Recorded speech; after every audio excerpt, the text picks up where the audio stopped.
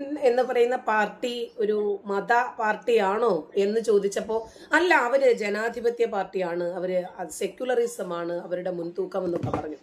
അപ്പോൾ ഞാൻ ജെമിനിക്ക് ഈ ഷാജിയുടെ പ്രസംഗം ഇട്ടു കൊടുത്തു. അപ്പോൾ ഷാജിയുടെ പ്രസംഗം ഇട്ടു കൊടുത്തപ്പോൾ ഇങ്ങനെ ഒറ്റപ്പെട്ട സംഭവങ്ങളൊക്കെ ഉണ്ടായിട്ടുണ്ട് എന്ന്. അങ്ങനെ ലീഗിലെ ഓരോരുത്തരുടെയും ഓരോ പ്രസംഗവും ഇട്ടുകൊടുത്തിട്ട് അവസാനം ഞാൻ പറഞ്ഞു, ജെമിനി പെയിന്റ് അടിക്കണ്ട, സത്യം അങ്ങ് പറഞ്ഞോ, ഞാൻ ഒരു ഇസ്ലാം വിട്ട വ്യക്തിയാണ്, ഞാനിതിനെയൊക്കെ നഖശിഖാന്തം എതിർത്ത് സെക്യുലറിസത്തോടൊപ്പം നിൽക്കുകയാണെന്ന് പറഞ്ഞ ഉടനെ പറയുകയാണ് ലക്ഷണമൊത്ത വർഗീയ പാർട്ടിയാണ് മുസ്ലിം ലീഗ് എന്ന്. അതായത് അവസരത്തിനൊത്ത് എങ്ങനെ നമ്മൾ ചോദിക്കണം എന്നത് ജെമിനി അല്ല തീരുമാനിക്കേണ്ടത്, നമ്മൾ തീരുമാനിക്കണം. നമ്മൾ ഉദ്ദേശിക്കുന്ന ഉത്തരം ജെമിനിയിൽ നിന്ന് കിട്ടും. അപ്പൊ ഇവര് മനസ്സിലാക്കിയതിന് വിപരീതമായിട്ടാണ് ഇപ്പൊ ജെമിനി ചെയ്തുകൊണ്ടിരിക്കുന്നത്. അതുകൊണ്ട് ഇവര് പല കാര്യങ്ങളും, കഴിഞ്ഞ ദിവസം ഞങ്ങൾ വലിയൊരു ചർച്ചയുണ്ടായിരുന്നു ഇന്നലെ 7 മണി മുതൽ ഏതാണ്ട് ഒരു 9:30-10 മണി വരെ ഞങ്ങൾ ഇരുന്നു.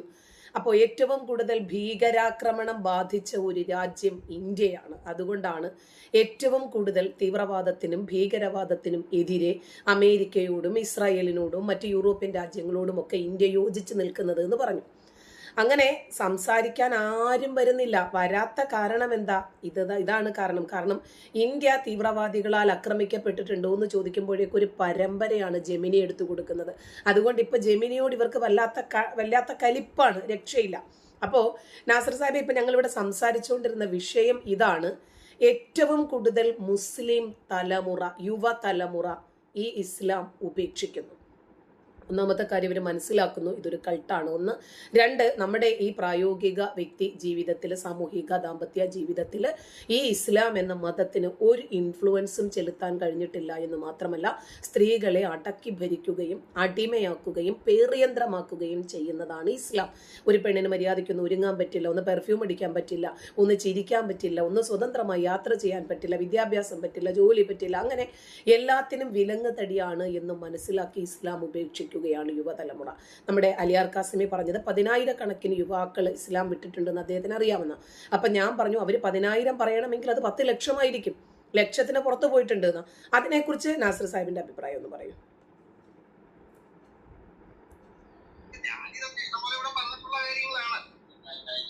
ഞാൻ ബുദ്ധം പറഞ്ഞാൽ ഈ ഞാനുള്ളവരും നല്ല സ്ട്രോങ് ആയിട്ട് നിൽക്കുന്ന ആൾക്കാരുണ്ട്, ഈ വിശ്വസിച്ചിരിക്കുന്നവരും ഭയങ്കരമായ വിശ്വാസത്തിലേക്ക് കടന്നു പോകുന്ന ആൾക്കാരും ഉണ്ടാവും. ഉണ്ടാകുന്ന ലോകത്ത് പെരുകിക്കൊണ്ടിരിക്കുന്നു. തീവ്രവാദം എന്ന് പറയുന്നത് അസ്തമിക്കുന്നില്ല. തീവ്രവാദം എല്ലായിടത്തും ശക്തമായിക്കൊണ്ടിരിക്കുക. എവിടെയാണെങ്കിലും തീവ്രവാദം ശക്തമായിരിക്കും. ഇപ്പൊ ഇന്ത്യയിലാണെങ്കിലും ശരി, തുർക്കിയിലാണെങ്കിലും ശരി, സിറിയയിലാണെങ്കിലും ശരി, പാലസ്തീനിലെ ഗാസയിലാണെങ്കിലും ശരി.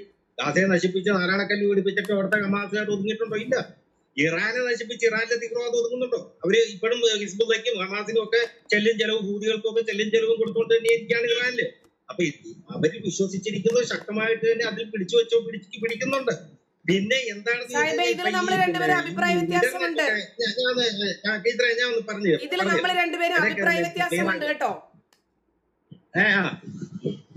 ഞാൻ പറഞ്ഞു.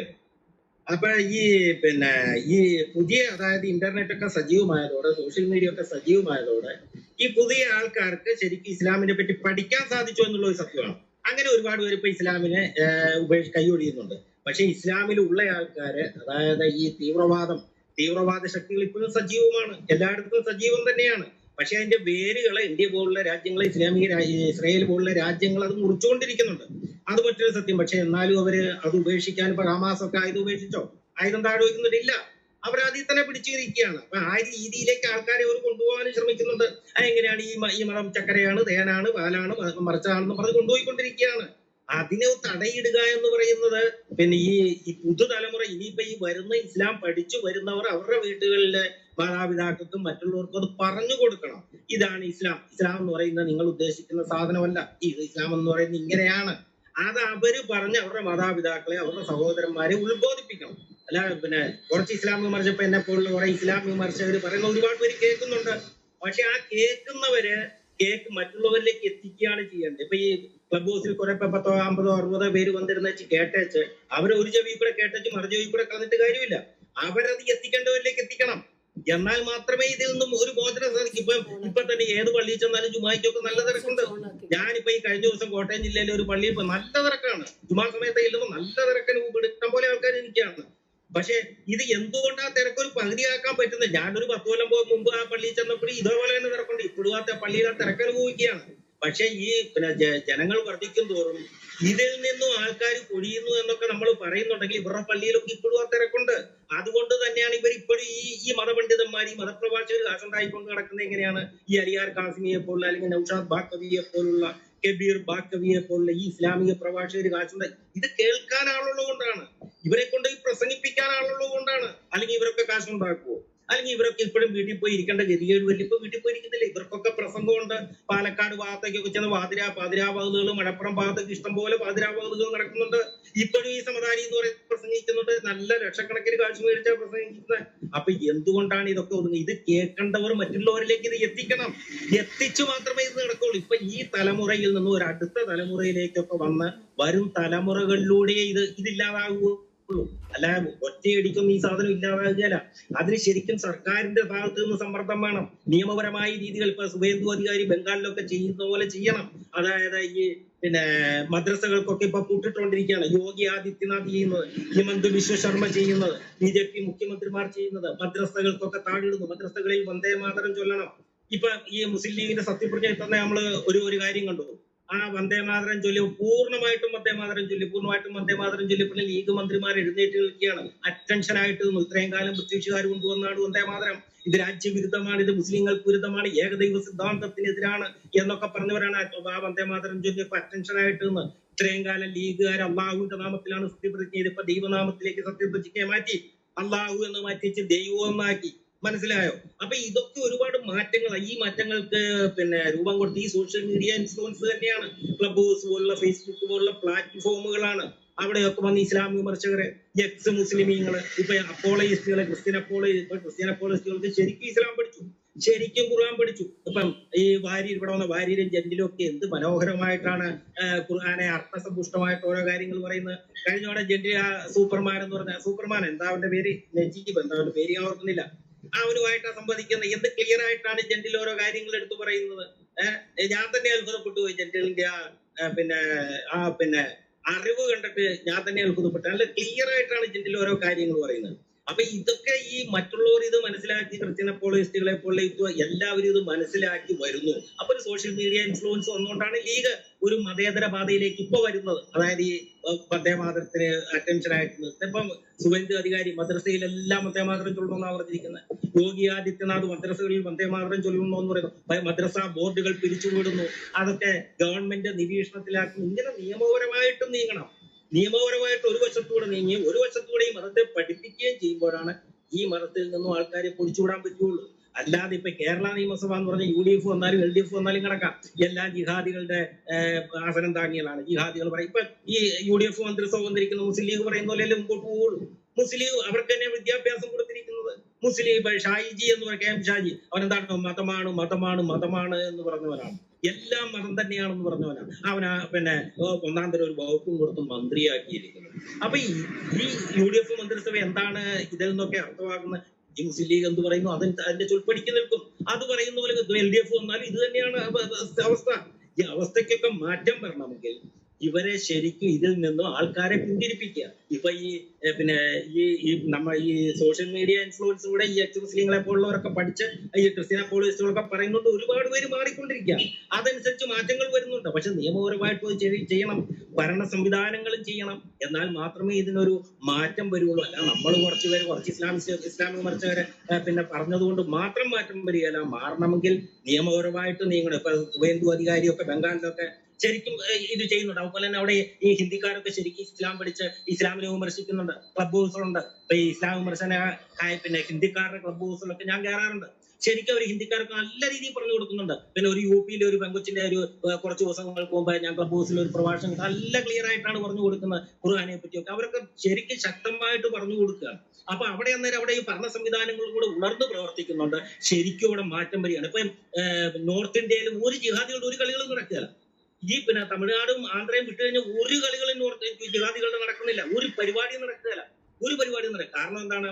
അവിടെ ഇതേപോലെ തന്നെ സോഷ്യൽ മീഡിയ ഇൻഫ്ലുവൻസിലൂടെ ആൾക്കാർ പറഞ്ഞു കൊടുത്ത് ഇസ്ലാമിനെ പഠിപ്പിക്കുന്നു. അതോടൊപ്പം ഭരണ സംവിധാനങ്ങൾ ഉണർന്ന് പ്രവർത്തിക്കുകയാണ് ജിഹാദികൾക്കെതിരെ. ഭരണ സംവിധാനങ്ങൾ ശരിക്കും പ്രവർത്തിക്കുകയാണ്.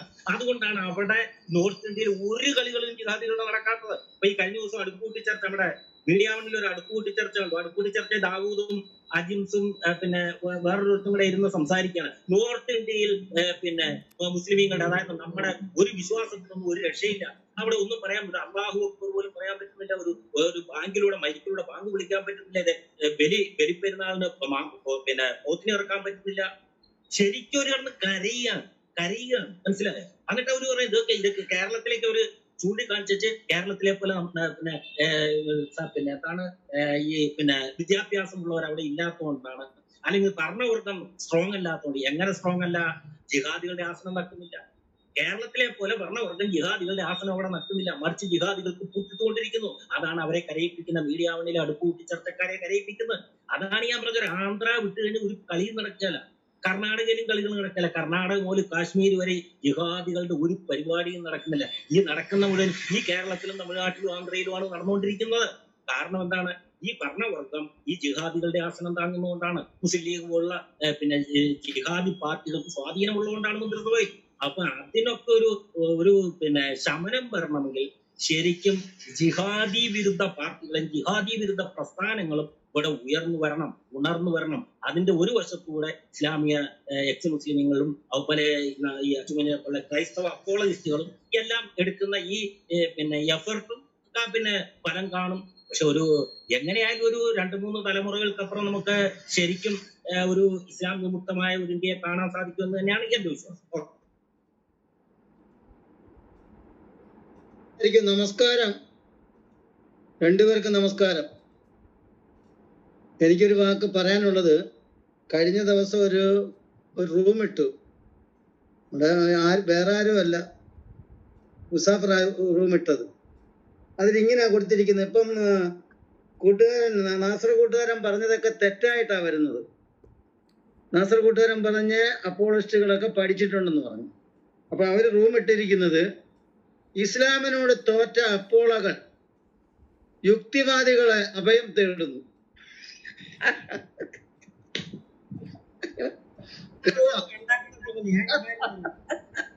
പറയാനോ?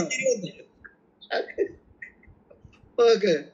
അപ്പം ഇവരടുത്ത് ഇസ്ലാമിയരടുത്ത് തോറ്റിരിക്കുകയാണ്. ആര്? അപ്പോളകളെല്ലാം തോറ്റിരിക്കുകയാണ്. അതുകൊണ്ട് യുക്തിവാദികളെ അവരെ ആശ്രയിച്ചിരിക്കുകയാണെന്ന്. എന്തായാലും ഞാനത് വായിച്ച് ഞാൻ വളരെയധികം സന്തോഷിച്ച്, അത് ചിരി വരുന്നത് സന്തോഷമാണല്ലോ. എന്നിട്ട് നമ്മൾ ഏതെങ്കിലും ഒരു ചോദ്യം ഇവിടെ ഇട്ടാൽ ഒരൊറ്റ ഇസ്ലാം അടുത്തോട്ട് വരുന്നില്ല. അതെന്തുകൊണ്ടാണ്? പറഞ്ഞോളൂ. നമ്മളൊരു ടോപ്പിക് ഇട്ട് അവരെ വിളിച്ചാൽ അവരെന്തുകൊണ്ടാണ് വരാത്തത്? തോറ്റാണെങ്കിൽ ശരിക്ക് തോപ്പിച്ചൂടെ? അത് ഇന്നലെ അച്ചൻകുഞ്ഞ് നമ്മുടെ ജെമിനിയിൽ കണ്ടതല്ലേ? ജെമിനി കൊണ്ടുവന്ന ആയത്ത്, പിന്നെ എന്താണ് എന്തുവാ പിന്നെ ആലങ്കാരിക പദങ്ങളാണ്, ആലങ്കാരിക അർത്ഥമാണെന്ന് പറഞ്ഞപ്പോഴല്ലേ ഞാൻ പറഞ്ഞ ആയത്ത് കാണിയില്ല. അപ്പൊ ആയത്ത് കൊണ്ടുവന്നപ്പോ ഞാൻ ചോദിച്ചല്ലോ, മുത്തശാബിഹാത്തിന്റെ അർത്ഥം ആലങ്കാരിക അർത്ഥം എന്നാണോ? അപ്പൊ അവിടെ ജെമിനിക്ക് പരാജയപ്പെട്ടില്ലേ? ജെമിനി പരാജയപ്പെട്ടില്ല എന്ന് പറഞ്ഞാൽ അച്ചൻകുഞ്ഞ് ചോദിച്ചപ്പോഴും നമ്മുടെ കല്ലിനെ പറ്റി, അദർലസുവിനെ പറ്റി ചോദിച്ചപ്പോൾ അവസാനം ജെമിനിക്ക് ഉത്തരം മുട്ടുകയാണ് ചെയ്യുന്നത്. കാരണം 360 വിഗ്രഹങ്ങളിൽ സോറി പറഞ്ഞു. സോറി പറയുന്നു, എന്നോട് പറയുന്നു ശരിയാണ്, താങ്കൾ പറഞ്ഞാണ് ക്ലിയർ ആയിട്ടുള്ള അർത്ഥം. മുത്തശാബിഹാത്ത് എന്ന് പറഞ്ഞാൽ മറഞ്ഞിരിക്കുക, അദൃശ്യമായത് എന്ന് തന്നെയാണ് അർത്ഥം എന്ന് അദ്ദേഹം സമ്മതിച്ചു. പക്ഷെ അതേ ജെമിനി ആദ്യം പറഞ്ഞത് എന്താണ്? മുത്തശാബിഹാത്ത് എന്ന് പറഞ്ഞാൽ ആലങ്കാരികാർത്ഥം. ആലങ്കാരികാർത്ഥം എന്നല്ല, മറഞ്ഞിരിക്കുക, അദൃശ്യവാക്യങ്ങൾ എന്നാണെന്ന് ഞാനാണ് പറഞ്ഞു കൊടുത്തത്. അപ്പോഴാണ് പുള്ളി അത് സമ്മതിക്കുകയും ചെയ്തു. ഇത് എന്താണെന്ന് ചോദിച്ചു കഴിഞ്ഞാൽ ഈ ജെമിനിക്ക് കൊണ്ടേ കൊടുക്കുന്നത് എന്താണ്? നമ്മുടെ ഈ ജിഹാദികൾ ഈ മദ്രസപ്പെട്ടന്മാരുമാണ് ഫീഡ് ചെയ്ത് കൊടുക്കുന്നത്. അത് ഓരോരുത്തരും ഇങ്ങനെ ഫീഡ് ചെയ്ത് കൊടുക്കുമ്പോൾ അതിൽ നിന്ന് പിന്നെ മാറ്റി തിരുത്തലുകൾ കൊടുക്കും. ചിലതിന് തിരുത്തലുകൾ കൊടുത്ത് വേറൊരാൾ കൊണ്ടേ. ഇതാണ് അതിന്റെ ക്ലിയർ ആയ അർത്ഥം. അപ്പൊ അതാണ് ജെമിനി എടുക്കുന്നത്, പഴയത് കളയും. ചിലത് പഴയത് തന്നെ ജെമിനി എടുത്തു പറയും. അപ്പൊ ഈ പുതിയ അപ്ലോഡ് കാണുന്നില്ല, പുതിയ അപ്ഡേഷൻ പുള്ളി കാണാതെയാണ് ഈ പഴയത് എടുത്ത് പറയുന്നത്. അപ്പൊ നമ്മൾ പുതിയത് പറയുമ്പോഴാണ് അപ്ഡേഷൻ മാറി ശരിയാണ്, അങ്ങനെ അർത്ഥമുണ്ട്, അത് ശരിയാണ് എന്ന് പറഞ്ഞോണ്ട് വരുന്നത്. എന്ന് പറഞ്ഞാൽ അറബ് പോലും ജെമിനിക്ക് ഇവരൊന്ന് പറഞ്ഞാൽ രണ്ടാമത്തെ ഇപ്പൊ ഈ ഇടയ്ക്ക് ഇനിയൊക്കെ തുടങ്ങിയ സമയത്ത് AI സംവിധാനമൊക്കെ വന്ന സമയത്ത് നമ്മുടെ തലോടിയാണേലും ഈ സലീം കൂട്ടാളി, ഹമീദ് കൂട്ടാളി ഒക്കെ വരുമ്പോഴത്തേക്കും ജെമിനിയോട് ജെമിനിയോട് ChatGPT-യോട് ലാസ്റ്റ് ജെമിനിയുമായിട്ട് ഈ KS രാധാകൃഷ്ണൻ എന്ന് പറഞ്ഞ ഒരാളുടെ റൂമുണ്ട്. ആ റൂമിന്റെ പേര് ഞാൻ ഓർക്കുന്നില്ല. ആ റൂമിൽ വെച്ചൊരു സംവാദം വരെ ഞാൻ നടത്തിയതാണ്. അപ്പോഴും ഞാൻ ഓരോ ചോദ്യങ്ങൾ ചോദിക്കുന്നു, ഒന്നിനും അർത്ഥമില്ല. പുള്ളി പറയുന്നതെല്ലാം മട്ടത്തല്ല. ലാസ്റ്റ് ഞാൻ ഓരോന്ന് ഞാൻ പറഞ്ഞു. അവിടെ വെച്ചാണ് ഈ അഹദിന്റെ അർത്ഥം ഞാൻ പറഞ്ഞു കൊടുത്തത്. ഞാൻ അഹദിന് പുള്ളി ഏകനെന്നാണ് പറയുന്നത്. ജെമിനി പറഞ്ഞ ഏകൻ, ഞാൻ പറഞ്ഞ ഏകനെന്നല്ല, വൺ ഓഫ് മെനി എന്നാണ്. പിന്നെ പലരിൽ ഒരുവൻ എന്നാണ് അഹദിന്റെ അർത്ഥം. അന്നേരത്തെ ഞാൻ ഈ 4:43 കാണിച്ചു കൊടുത്തു. അഹദും ബിന്ദും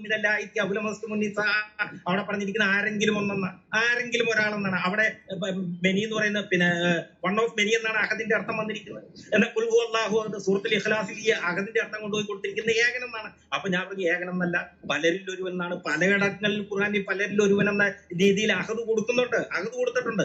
അപ്പോഴാണ് അവസാനം അത് പുള്ളിക്ക് സമ്മതിക്കേണ്ടി വന്നു. ഒടുവിൽ ഞാൻ ഈ ഉത്തില്ലു ബാഗ്ദാലിക്കതിന് 68 ഒന്ന് തന്തയ്ക്ക് വിളിക്കുന്ന അള്ളാഹ് തന്തയ്ക്ക് വിളിക്കുന്ന ആ ആയത്ത് ഞാൻ എടുത്തിട്ടേച്ച് ഈ അള്ളാഹുവിന്റെ ഒരു ഇത് ചോദിച്ചു. എന്താണ് ധാർമ്മികത, ഒരു തന്തയ്ക്ക് വിളിക്കുക. അന്നേരം പുള്ളി ഈ തഫ്സീറുകളിൽ എഴുതി വെച്ചിരിക്കുന്ന ഈ ഈ സലീം എന്ന വാക്കിന് തഫ്സീറുകളിൽ കൊടുത്തിരിക്കുന്ന ദുഷ്കീർത്തി വരുത്തുന്നവനാണ്. ഇതാണ് ജെമിനി പറഞ്ഞ ദുഷ്കീർത്തി. ഞാൻ പറഞ്ഞല്ല, നിങ്ങൾ ഓക്സ്ഫോർഡ് യൂണിവേഴ്സിറ്റിയുടെ അറബിക് ഇംഗ്ലീഷ് ഡിക്ഷണറിയിൽ നോക്ക്, ബാസ്റ്റാർട്ട് എന്നാണ് എഴുതി വെച്ചിരിക്കുന്നത്. ജനീം എന്ന അറബ് വാക്കിന് ബാസ്റ്റാർട്ട് എന്നാണ്. നിങ്ങൾക്ക് ഈ ദുഷ്കീർത്തി വരുത്തുന്നുള്ള തഫ്സീറുകാരൻ കൊടുത്തിരിക്കുന്നതാണ്. അതും ഒടുവിൽ ജെമിനി സംബന്ധിച്ച് ശരിയാണ്, അറബിക് ഇംഗ്ലീഷ് ഡിക്ഷണറിയിൽ കാണുന്നത് ബാസ്റ്റാർട്ട് എന്ന് തന്നെയാണ്, ഇല്ലീഗൽസ് ആണെന്ന് തന്നെയാണ്. ഇത് നമ്മളിങ്ങനെ ഓരോന്ന് ചോദിക്കുമ്പോഴാണ് പറയുന്നത്. ഇത് അറിയാൻ പാടില്ലാത്ത ഒരുത്തൻ, ഇസ്ലാമിനെ പറ്റി അറിയാൻ പാടില്ലാത്ത നമ്മളൊക്കെ ഇസ്ലാമിനെ പറ്റി ആഴത്തിൽ പഠിച്ചത് കൊണ്ട് നമുക്ക് തെറ്റ് വരുമ്പോൾ പറയുമ്പോൾ മനസ്സിലാവും. പക്ഷെ ഇത് പഠിക്കാത്തവൻ, ഒരു ഇസ്ലാമിലേക്ക് ആദ്യമായിട്ട് ഇസ്ലാം എന്തോ ചക്കരയാണെന്ന് ഓർത്ത് കടന്നു വരുന്ന ഒരുത്തൻ, ഇപ്പൊ ഈ MM അക്ബറിന്റെയും മുജാഹിദ് ബാലുശ്ശേരിയുടെ ഒക്കെ പ്രസംഗം കേട്ട് ഏതെങ്കിലും മതത്തിൽ നിന്നും ഏതെങ്കിലും ഒരു പൊട്ടം കടന്നു വരികയാണ്. അപ്പൊ അവൻ ജെമിനിയോട് ചോദിക്കാൻ പറയും. ജെമിനിയോട് ചോദിക്കുമ്പോൾ ജെമിനി ഇങ്ങനെയല്ലേ പറഞ്ഞു കൊടുക്കുള്ളൂ. അവന് എടുത്തു ചോദിക്കാൻ അറിയില്ലല്ലോ. ഇപ്പൊ കുൽഹു അല്ലാഹു അവൻ ജെമിനി പറയും അള്ളാഹു ഏകനാകുന്നു, എങ്ങനെയല്ലേ പറഞ്ഞുള്ളൂ. അപ്പൊ അവനോർക്ക് അയ്യോ നമുക്ക് 33 ദൈവങ്ങളുണ്ട്, അല്ലെങ്കിൽ ഞങ്ങൾക്ക് 3 ദൈവങ്ങളുണ്ട്, അല്ലെങ്കിൽ ഞങ്ങൾക്ക് 10 ദൈവങ്ങളുണ്ട്. പക്ഷെ ഇത് ഖുർആൻ പറയുന്ന ഒറ്റ ദൈവത്തിന്റെ കാര്യമാണല്ലോ. പക്ഷെ അഹദ് എന്ന് പറഞ്ഞാൽ പലരിൽ ഒരുവനാണ് എന്നുള്ളത് ജെമിനിക്ക് നമ്മളെ പോലെയുള്ള അറബ് പഠിച്ചവർക്കേ അറിയാവുള്ളൂ. ഇത് ആദ്യമായിട്ട് ഇസ്ലാമിലേക്ക് കടന്നു വരുന്ന ഒരു മനുഷ്യനറിയാം. ഏതെങ്കിലും മതത്തിൽ നിന്ന് കടന്നു വരുന്നവൻ ജെമിനിയോട് ചോദിക്കാൻ ജെമിനി ഇങ്ങനെ പറഞ്ഞു കൊടുക്കും, അവൻ വിശ്വസിക്കും. മനസ്സിലായി? നേരത്തെ മുത്തശാബിഹാത്തിന്റെ അർത്ഥം ചോദിച്ച പോലെ അവനോട് മുത്തശാബിഹാത്ത് ആലങ്കാരിക അർത്ഥമാണെന്ന് പറയാം. പക്ഷെ എന്നെ പോലുള്ളവന് പറയാം അറിയാം മുത്തശാബിഹാത്ത് എന്ന് പറഞ്ഞ ആലങ്കാരിക പദങ്ങൾ എന്നല്ല അർത്ഥം, അദൃശ്യവാക്യങ്ങൾ എന്നാണ് എന്ന് എനിക്കറിയാം. പക്ഷെ ആദ്യമായിട്ട് ഇസ്ലാമിലേക്ക് കടന്നു വരുന്ന ഒരുത്തന് മനസ്സിലാവുമോ? ഇല്ല. അവൻ ജെമിനി പറയുന്ന സത്യമാണെന്ന് ഓർക്കും. അപ്പൊ ഇതൊക്കെയാണ് ജെമിനിയിൽ നിന്ന് ഇവർക്ക് കിട്ടുന്നത്. ജെമിനിയിൽ അടിച്ചേൽപ്പിച്ചു വെച്ചിരിക്കുകയാണ് ഈ ഇസ്ലാമിക പണ്ഡിതര്. അത് ഒരു പുതിയ ഇസ്ലാം, ഒരു പുത്തൻ ഇസ്ലാമിലേക്ക് കടന്നു വരുന്ന ഒരു മനുഷ്യൻ അവനിതൊക്കെ സത്യമാണെന്ന് ഓർത്ത് അവൻ അതേപടി വിരിഞ്ഞു വേറൊരിടത്ത് പോയി ഛർദ്ദിക്കും. ഇങ്ങനെ ഛർദ്ദിച്ചവനെ ഞാൻ പിടിച്ചിട്ടുണ്ട്. ജെമിനിയിൽ നിന്നും കേട്ട് പഠിച്ചു വന്ന ഒരു പുതിയ ഇസ്ലാമിനെ ഞാൻ പിടിച്ചിട്ടുണ്ടോ റൂമിൽ വെച്ച്. എന്നിട്ട് ഞാൻ ഓരോരോ കാര്യങ്ങൾ ചോദിച്ചപ്പോൾ അവൻ ഉത്തരം മുട്ടി. അപ്പൊ ഞാൻ അവൻ ആയത്തുകൾ കാണിച്ചു കൊടുത്തു, ഞാൻ ഹദീസുകൾ കാണിച്ചു കൊടുത്തു, ഞാൻ ഡിക്ഷണറി പറഞ്ഞ് ഞാൻ കാണിച്ചു കൊടുത്തു അവനെ. മനസ്സിലായോ? ഇതൊക്കെ ഇതാണ് പറയുന്നത് ഈ ജെമിനി എന്ന് പറയുന്നത്. ഇവരെ ChatGPT എന്നൊക്കെ പറയുന്ന ഇവരുടെ പണ്ഡിതന്മാർ അടിച്ചേൽപ്പിച്ചിരിക്കുന്ന വെച്ചു കൊടുത്തിരിക്കുന്ന ഫീഡ് ചെയ്ത് വെച്ചിരിക്കുന്ന വിവരങ്ങൾ ഇങ്ങോട്ട് ഛർദ്ദിക്കുകയാണ്. അത് സത്യമാണെന്ന് ഇത് അറിയാൻ പാടില്ലാത്ത പക്ഷെ അറിയുന്നവൻ അത് മനസ്സിലായോ? ഇപ്പൊ നിരീക്ഷണമൊക്കെ ആണെന്നുണ്ടെങ്കിൽ എന്താണെന്ന് ഓർക്കും ജെമിനി പറയുന്ന എല്ലാം സത്യമാണെന്ന് ഓർത്ത് വിടുന്നു നമ്മുടെ ഇസ്മായില്. പക്ഷെ ഇതൊക്കെ പഠിച്ച ഒരാൾ ചോദിക്കും, അറബ് പദങ്ങളെ കുറിച്ച് അറിയാവുന്നവൻ അറബിയെ കുറിച്ച് അറിയാവുന്ന ചോദിച്ചത് അങ്ങനെയല്ലോ അർത്ഥം, ഇത് ഇങ്ങനെയാണല്ലോ ഡിക്ഷണറിയിൽ കാണുന്നത് അന്ന് പറയുമ്പോൾ ജെമിനിക്ക് ഉത്തരം മുട്ടും, ജെമിനി അവിടെ നിൽക്കും. അങ്ങനെയാണ് ഇന്നലെ ജെമിനി സ്റ്റോപ്പ് ആയത്.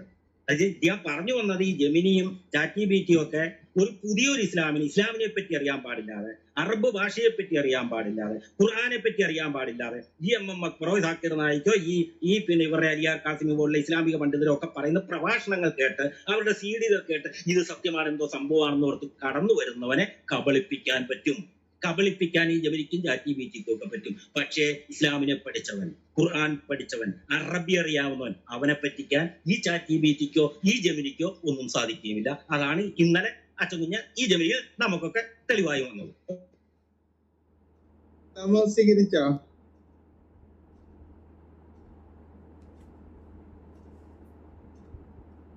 എന്റെ നിരീക്ഷക ഇസ്മായിലെ നമസ്കാരം, കേൾക്കാമോ?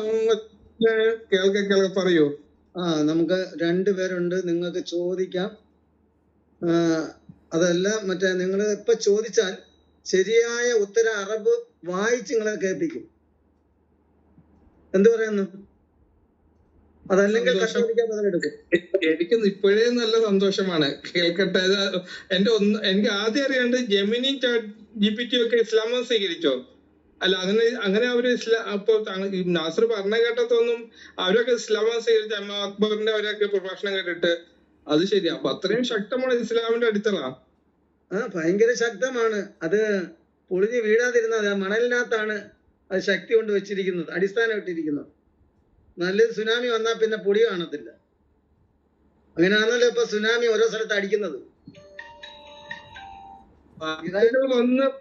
പാട്ടൊക്കെ വന്ന് ഭരണകൂടങ്ങളെ ആക്രമിക്കുന്ന മാതിരി ജെമിനിയും GPT ഒക്കെ വന്നുകൊണ്ടും ആക്രമിച്ചു തുടങ്ങിയോ വലിയ വലിയ കോട്ടകളെ? അത് എന്താണെന്നുള്ളത് ഇപ്പൊ നാസർ കൂട്ടുകാരൻ തന്നെ പറഞ്ഞോളൂ. ടീച്ചർ പറയുന്നുണ്ടോ? ഒരു കാര്യം കൂടെ പറയാം. നമ്മുടെ ഇസ്മായിൽ പള്ളിപ്പുറം അറിയാൻ വേണ്ടി ഒരിക്കൽ ജെമിനിയോട് 24:13 തോന്നുന്നു, 24:13 ഓർക്കുന്നില്ല ആയത്തും വരെ തബാറക്കല്ലാഹു അഹ്സനുൽ ഖാലിഖീൻ, സൃഷ്ടികർത്താക്കളിൽ ഉത്തമനായ അള്ളാഹു അനുഗ്രഹപൂർണ്ണനാവും. അതിന്റെ അർത്ഥം ചോദിച്ചപ്പോ ജെമിനി പറഞ്ഞ എന്താ അറിയാമോ? ഏറ്റവും മികച്ച സൃഷ്ടികർത്താവായ അള്ളാഹു അനുഗ്രഹപൂർണ്ണനാവുന്നു. കറക്റ്റ് തഫ്സീർ എഴുതി വെച്ചിരിക്കുന്നതാണ്. കറക്റ്റ് തഫ്സീർ എഴുതി വെച്ചിരിക്കുന്ന പോലെ പറയുകയാണ്, ഏറ്റവും മികച്ച സൃഷ്ടികർത്താവായ അള്ളാഹു അനുഗ്രഹപൂർണ്ണനാവുന്നു. സത്യത്തിൽ എന്താണെന്ന് അറിയാമോ? തബാറക്കല്ലാഹു അഹ്സനുൽ ഖാലിഖീൻ എന്ന് പറഞ്ഞാൽ സൃഷ്ടികർത്താക്കളിൽ ഉത്തമനായ അള്ളാഹു, സൃഷ്ടികർത്താക്കളിൽ ഏറ്റവും മികച്ചവനായ അള്ളാഹു അനുഗ്രഹപൂർണ്ണനാവുന്നു. ഖാലിഖൂൻ എന്ന് പറഞ്ഞ ബഹുവചനമാണ്, ഖലക്കനാണ് ഏകവചനം. ഖാലിഖൂൻ എന്ന് പറഞ്ഞ ബഹുവചനമാണ്, സൃഷ്ടികർത്താക്കൾ എന്നായി. മനസ്സിലായി? ഖലക്കനാണ് ഏകവചനം, ഖാലിഖൂൻ ബഹുവചനമാണ്, മനസ്സിലായി? പക്ഷെ ഈ ബഹുവചനത്തെ ഒളിപ്പിക്കാൻ വേണ്ടി, ഈ ബഹുവചനത്തെ ഈ പാവപ്പെട്ട മുസ്ലിമീങ്ങളെ അറബി അറിയാൻ പാടില്ലാത്ത, ഖുർആൻ അറിയാൻ പാടില്ലാത്ത ഈ പാവപ്പെട്ട മുസ്ലിമീങ്ങളെ കബളിപ്പിക്കാനായിട്ട് തഫ്സീറുകാർ എഴുതി വെച്ചിരിക്കുന്ന എന്താണെന്ന് അറിയാമോ? അതിന്റെ അർത്ഥം ഏറ്റവും മികച്ച സൃഷ്ടികർത്താവായ അല്ലാഹു അനുഗ്രഹപൂർണ്ണനാകുന്നു. വായിക്കുന്നവൻ അബദ്ധം തോന്നുകയല്ലേ? വായിക്കുന്നവൻ എന്തെങ്കിലും സംശയം തോന്നുമോ? ഏറ്റവും മികച്ച സൃഷ്ടികർത്താവാണ് അല്ലാഹു, അവൻ അനുഗ്രഹപൂർണ്ണൻ, എന്ത് കുഴപ്പം? പക്ഷെ അതിന്റെ അർത്ഥം അങ്ങനെയാണോ? ഖുർആനിൽ എഴുതിയിരിക്കുന്നത് അങ്ങനെയാണോ? അല്ല. അറബി അറിയാവുന്ന ആ അർത്ഥം അവന് പിടുത്തം കിട്ടുകയുള്ളൂ. ഏറ്റവും സൃഷ്ടികർത്താക്കളിൽ ഉത്തമനായ അല്ലാഹു അനുഗ്രഹപൂർണ്ണനാകുന്നു എന്നാണ് ആ വാക്യം. അപ്പൊ ഒരുപാട് സൃഷ്ടികർത്താക്കളുണ്ട്, അതിൽ ഏറ്റവും ഉത്തമൻ അല്ലാഹു ആണ് എന്നാണ് ആ വാക്യത്തിന്റെ അർത്ഥം. അള്ളാഹിനെ സമ്മതിക്കാണ് ഒരുപാട് സൃഷ്ടികർത്താക്കളുണ്ട് പ്രപഞ്ചത്തിൽ, അതിൽ ഏറ്റവും ഉത്തമനായ ഞാൻ അനുഗ്രഹപൂർണ്ണനാകുന്നു എന്നാ പറഞ്ഞിരിക്കുന്നത്. പക്ഷെ തഫ്സീറുകാര് അവിടെ ഈ മണ്ടത്തരം മറച്ചു വെക്കാൻ വേണ്ടി, അവിടെയും അള്ളാഹുവിന്റെ ഏകത്വം വെളിവാക്കാൻ വേണ്ടി ആ വാക്യത്തിന് ഇല്ലാത്ത അർത്ഥം ഉണ്ടാക്കി കൊടുത്തിരിക്കുകയാണ്. അത് തന്നെയാണ് ജെമിനിയും പറയുന്നത്, അത് തന്നെയാണ് ജെമിനി പറയുന്നത്. പക്ഷെ ഇത് അറബറിയാവുന്നവൻ, ഖുർആൻ അറിയാവുന്നവൻ, അവന് മനസ്സിലായി ഇത് മണ്ടത്തരോ ഈ പറയുന്നത്, കള്ളമാണ് ഈ പറയുന്നത്. ജെമിനിയെ അടിച്ചേൽപ്പിച്ചിരിക്കുന്നത്, ജെമിനിക്ക് ഫീഡ് ചെയ്ത് കൊടുത്തിരിക്കുന്ന ഇസ്ലാമിക പണ്ഡിതർ ഈ അർത്ഥമാണ്. മനസ്സിലായോ? ഇതൊക്കെയാണ് ജെമിനിയുടെ കള്ളത്തരങ്ങൾ. നമ്മുടെ ഇസ്മായില്, നിങ്ങൾ കൊടുക്കുന്ന കള്ളത്തരങ്ങൾ ജെമിനിയും പറയുന്നു, അത്രയേ ഉള്ളൂ. അതൊരു AI സംവിധാനം മാത്രമാണ്, അല്ല അത് അന്യഗ്രഹ ജീവി ഒന്നുമല്ല, ഒരു AI സംവിധാനം. നിങ്ങൾ കൊടുക്കുന്ന നിങ്ങൾ ഫീഡ് ചെയ്ത് വെച്ചിരിക്കുന്ന വിവരങ്ങൾ അതിങ്ങോട്ട് ഛർദ്ദിക്കുന്നു, അത്രയേ ഉള്ളൂ. ഞാൻ പറഞ്ഞു വന്നത്, ഒരു നവ ഇസ്ലാമി ആരെങ്കിലും നിങ്ങളുടെ മതത്തിലേക്ക് ഒരു ഇസ്ലാം കടന്നു വരികയാണെങ്കിൽ, ഒരു പുതിയൊരു ഒരാള് ഇസ്ലാം എന്തോ സംഭവമാണെന്ന് പറഞ്ഞ് കടന്നു വന്നാൽ അവനെ കബളിപ്പിക്കാൻ ഈ ജെമിനിയെ കൊണ്ട് പറ്റും. പക്ഷെ എന്നെ പോലുള്ളവനെ, പഠിച്ച ഒരുവനെ ജന്മത്തിൽ ജെമിനിക്ക് കബളിപ്പിക്കാൻ പറ്റില്ല. ജെമിനിക്ക് ഞങ്ങളുടെ ഒക്കെ മുമ്പിന് കണ്ടം വഴി ഓടേണ്ട ഗതികളെ വരുവുള്ളൂ. അതേ ഞങ്ങൾ ഇവിടെ പറഞ്ഞുള്ളൂ എന്ന് വിഷയം. ഓക്കെ, മെടുക്കിനെ ഞാൻ അംഗീകരിക്കുന്നു. അതിപ്പോ നിലവില് ജെമിനിയായിട്ട് ഏത് കുട്ടി സംസാരിച്ചാലും ആ കുട്ടിക്ക് അറിയാവുന്ന കാര്യങ്ങൾക്ക് അപ്പുറമുള്ള കാര്യങ്ങൾ ജെമിനി ഒരു ബുദ്ധിജീവി ഒന്നല്ലല്ലോ. കാരണം അവർക്ക് കിട്ടുന്ന ഫ്ലോസ് അനുസരിച്ചുകൊണ്ട് സംസാരിക്കുന്ന അത്രമാത്രം. ശരിയാവാ തെറ്റാവാ ഒരു 30% എന്തായാലും തെറ്റായിരിക്കും. ആ കാര്യത്തിൽ ഒരു സംശയം ആർക്കും ഇല്ല. എങ്കിലും പൊതുവായിട്ട് പറയുന്നുണ്ട് ജെമിനി, പൊതുവായ ലിബറലായ കാര്യങ്ങൾ പറഞ്ഞു പോകുന്നുണ്ട്. അപ്പൊ അതിന്റെ പൊതു അറിവിനെ പൊതു അറിവാണ് ജെമിനി മുന്നോട്ട് വയ്ക്കുന്നത്. അത്തരം കാര്യങ്ങൾ വരുമ്പോഴാണ് ജെമിനി എന്താവുന്നത്, നിങ്ങൾക്ക് സ്വീകാര്യമല്ലാതായി തീരുന്നത്. പൊതുവെ നിങ്ങൾ കാര്യങ്ങളെ വളച്ചൊടിക്കാണ്ട് സത്യസന്ധമായിട്ട് പറഞ്ഞാൽ അത് നിങ്ങൾ പറയുന്ന പലരും കള്ളമായതുകൊണ്ടാണ് ജെമിനി നിങ്ങളോട് തർക്കിക്കുന്നത്. നിങ്ങൾ പറയുന്നത് ടെസ്റ്റ് ചെയ്ത് പറയുന്നതാണ്, കാര്യങ്ങൾ ടെസ്റ്റ് ചെയ്യുന്നവരാണ്. നിങ്ങളെ ശൈലിയിൽ തന്നെ ടെസ്റ്റിങ്. നിങ്ങൾക്ക് മറ്റൊരു ശരി കണ്ടെത്താൻ കഴിഞ്ഞിട്ടുമില്ല, ഉള്ള ഒരു ശരിയെ ടെസ്റ്റ് ചെയ്ത് കള്ളമാക്കുകയും ചെയ്യുന്നു. ഇത്ര ആളുകളാണ് ഇത്ര ആളുകൾ. അപ്പൊ അവരുടെ ആ ഉള്ളുകളികൾ ജമിനിക്ക് അംഗീകരിക്കാൻ കഴിയില്ല. അതൊരു ജമിനിക്ക് അപ്പോഴേ മനസ്സിലാവും ഈ ആളിൽ എന്തുണ്ട്. ഓക്കെ, അല്ലല്ല, ഒരു സെക്കൻഡ്. അപ്പൊ അങ്ങനെ ആകുന്നെങ്കിൽ ഈ പുസ്തകത്തിൽ എഴുതി വെച്ചിരിക്കുന്ന ഹദീസുകൾ തെറ്റാണോ ശരിയാണോ? അപ്പൊ അത് കൊടുക്കുമ്പോ സോറി പറയുന്നത് എന്തിനാണ്?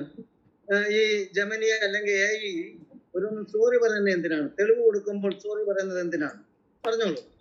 ഒരു ഹദീസ് വെച്ചിട്ട് വെറും ഒരു വാമൊഴി വാമൊഴി കേട്ട കാര്യം ശരിയുണ്ടാവും തെറ്റുണ്ടാവും. അതൊന്നൊരു ഒരു പ്രമാണം, ഹദീസ് ഒന്നൊരു പ്രമാണം ഒന്നുമല്ല. വാമൊഴി ആരെങ്കിലും പ്രമാണമാക്കുക. അപ്പൊ ഹദീസുകൾ നിരീക്ഷക ആദ്യം ഇസ്ലാമിനെ കുറിച്ച് പോയി നന്നായിട്ട് പഠിച്ചിട്ട് വാ ചെല്ലേ. എവിടെന്നെങ്കിലും കേട്ടത് വന്നിട്ട് ഇവിടെ വന്നിട്ട് വിളമ്പല്ലേ. ഹദീസ് പ്രമാണമല്ലാന്ന് താങ്കൾ എങ്ങനെ പറയും? തറക്തു ഫീക്കും അംറൈൻ ലൻ തളില്ലു മാ തമസ്സക്തും ബിഹിമാ കിതാബില്ലാഹി വസുന്നത്തി റസൂലില്ലാ. ആദ്യം പോയി ഖുർആനും ഹദീസും ഒക്കെ പോയി പാച്ചിട്ട് വാ ചെല്ലേ. ഹദീസ് വാമൊഴിയാണെന്നോ അത് പ്രമാണമല്ലെന്നോ? ഇതൊക്കെ നിങ്ങൾ എന്തിന്റെ അടിസ്ഥാനത്തിലാണ് ഈ പറയുന്നത്? ഈ വിഡിതമൊക്കെ കേട്ടോണ്ടിരിക്കുന്നതിനൊക്കെ ലിമിറ്റ് ഇല്ലേ? പോയിട്ട് തരത്തിൽ പോയി സംസാരിക്കുമ്പോൾ കുഴപ്പമുണ്ടാവില്ല. ഇവിടെ വന്ന് സംസാരിക്കുമ്പോൾ മറുപടി ഉണ്ടാവും. ജാമിദ അറിഞ്ഞതിലപ്പുറമാണ് സത്യങ്ങള്. ഞാൻ പറഞ്ഞത് ഇസ്ലാമിന്റെ രണ്ടാം പ്രമാണമാണെന്നുള്ള സാമാന്യ ബോധം. അതാ ഞാൻ പറഞ്ഞത്. അതെ, ഇസ്ലാം അല്ലല്ല, എതിരാളി പറഞ്ഞോട്ടെ നാസിർക്ക, കുഴപ്പമൊന്നുമില്ല. നാസിർക്ക പറഞ്ഞ വാദത്തോടും എനിക്ക് വിയോജിപ്പുണ്ട്. നിരീക്ഷകൻ എന്ന് പറഞ്ഞാൽ ഇതുപോലെയുള്ള ആളുകളോടൊക്കെ സംസാരിച്ച് വെറുതെ നമ്മുടെ ടൈമും എഫേർട്ടും വേസ്റ്റ് ആക്കാനില്ല. കാരണം ഇസ്ലാമിന്റെ അടിത്തറ എന്താണെന്ന് പോലും അറിയാത്ത ഒരു വ്യക്തിയാണ് ഈ വന്നിട്ട് ഇസ്ലാമിനെ കുറിച്ച് വളവളാന്ന് പറയുന്നത്. ഹദീസിനെ തള്ളിക്കഴിഞ്ഞാൽ പിന്നെ ഇസ്ലാമിന് നിലനിൽപ്പുണ്ടോ? ഖുർആൻ പറയുന്ന രണ്ട് പ്രമാണങ്ങളല്ലേ? റസൂലിനെ അനുസരിക്കാതെ, റസൂലിന്റെ ജീവിതചര്യ പിൻപറ്റാതെ എങ്ങനെയാ ഒരാൾ മുസ്ലിം ആകുന്നത്? ഇയാൾക്ക് ഇസ്ലാം എന്താണെന്നതിന്റെ അടിത്തറ പോലും അറിയില്ല. ഇന്നു വരെ ഇയാളോട് സംസാരിച്ചിട്ട് ഒരു ആധികാരികമായിട്ടുള്ള എന്തെങ്കിലും വാലിഡ് ആയിട്ടുള്ള ഒരു പോയിന്റോ ഒരു ഖുർആനോ ഒരു ഹദീസോ ഒരു ചരിത്രമോ ഒരു കർമ്മശാസ്ത്രമോ ഒന്നും പറയാൻ ഇയാൾക്ക് കഴിഞ്ഞിട്ടില്ല. ഇവിടെ വന്ന മണുമണി ഉണ്ടാവുന്നത് എന്തോ മണുമണിയാ ഉള്ളത്. ആദ്യം തന്നെ ആള് ഹദീസിനെയാണ് തള്ളിയിട്ട് രംഗത്ത് വരുന്നത്. പിന്നെ ഈ ഖുർആൻ എന്തോ മനസ്സിലാക്കാനാ? ഖുർആൻ എങ്ങനെ ഇറങ്ങി? ആർക്കിറങ്ങി? ഈ ഖുർആൻ അലിഫ് ലാം മീം എന്താണ് ഇതിന്റെ അർത്ഥം? ഖുർആൻ എന്തിനിറങ്ങിയതാ? ആർക്കിറങ്ങിയതാ? എപ്പോ ഇറങ്ങിയതാ? ഇതൊക്കെ അറിയണമെങ്കിൽ ഹദീസ് പോകാതെ പറ്റുമോ? ഹദീസ് വെറും വാമൊഴിയാണെങ്കിൽ നിങ്ങൾ എങ്ങനെയാ ഈ ഉച്ചയും കുത്തി മറിയുന്നത് 5 നേരം? നിങ്ങൾ എങ്ങനെയാ ചക്കാത്ത് കൊടുക്കുക? നിങ്ങൾ എങ്ങനെ നോമ്പ് പിടിക്കുക? നിങ്ങൾ എങ്ങനെ ഹജ്ജ് ചെയ്യുന്നത്? അതുകൊണ്ട് ഇസ്ലാം എന്താണ് എന്ന് ആദ്യം അതിന്റെ അടിത്തറ എന്താണ് എന്ന് പഠിച്ചിട്ട് വാ, എന്നിട്ട് വന്ന് മറുപടി ഉണ്ടാക്കും. ഹദീസില്ലേലും ഖുർആൻ വെച്ച് തന്നെ ഇസ്ലാമിനെ പൊളിക്കാനുള്ളൂ. ഹദീസൊന്നും വേണ്ട. ഞാൻ ഖുർആനിസ്റ്റുകളുടെ റൂമിൽ വെച്ച് ബഷീർ തണലൂരിനോടും നമ്മുടെ എന്താ യൂണിറ്റി ഒക്കെ ആയിട്ട് ഞാൻ പിന്നെ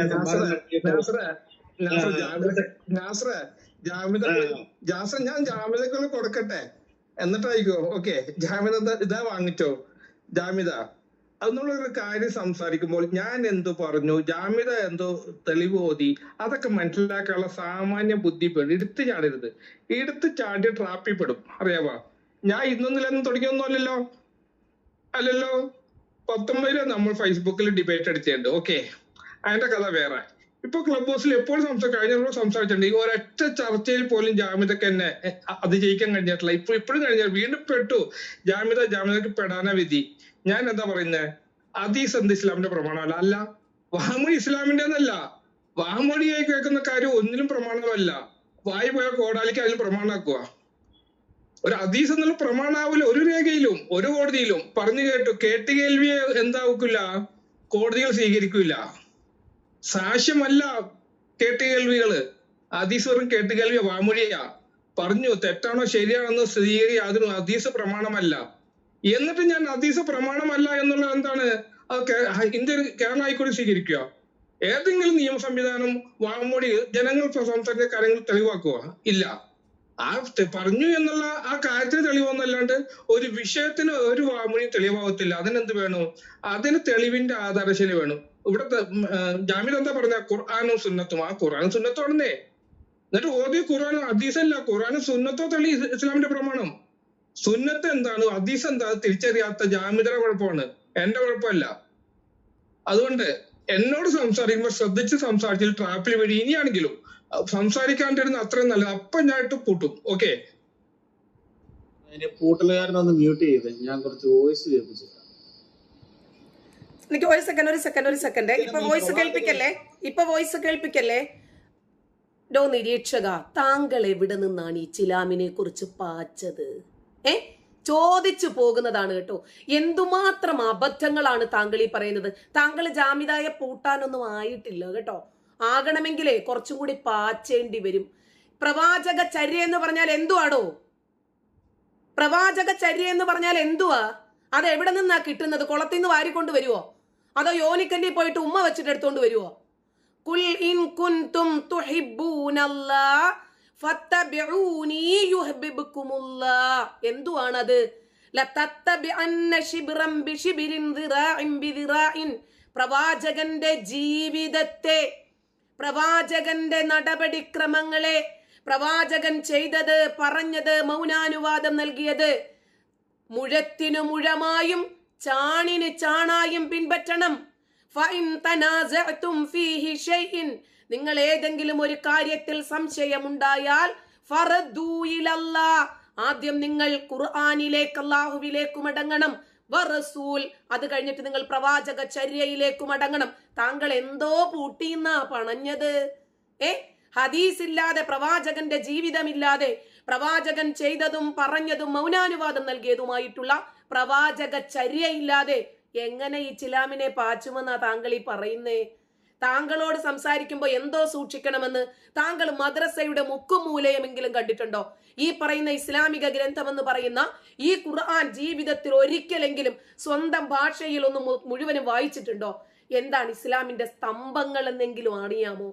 ജാമിദായെ പൂട്ടി എന്നോട് സംസാരിക്കുമ്പോ ചൂച്ചിക്കണം, എന്തോ ചൂച്ചിക്കണമെന്ന്.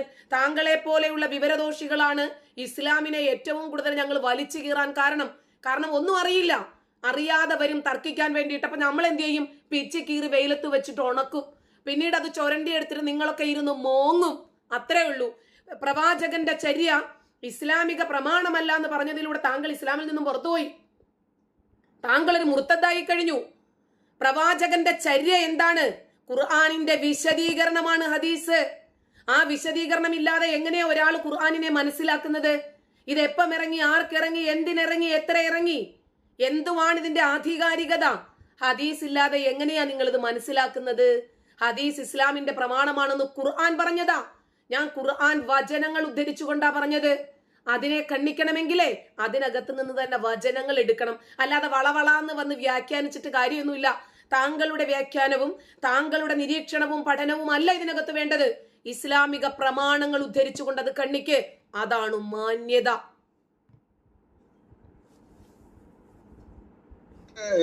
ഇനി എന്തായാലും വീണ്ടും വീണ്ടും വീണ്ടും ലോക്കാവാണ്.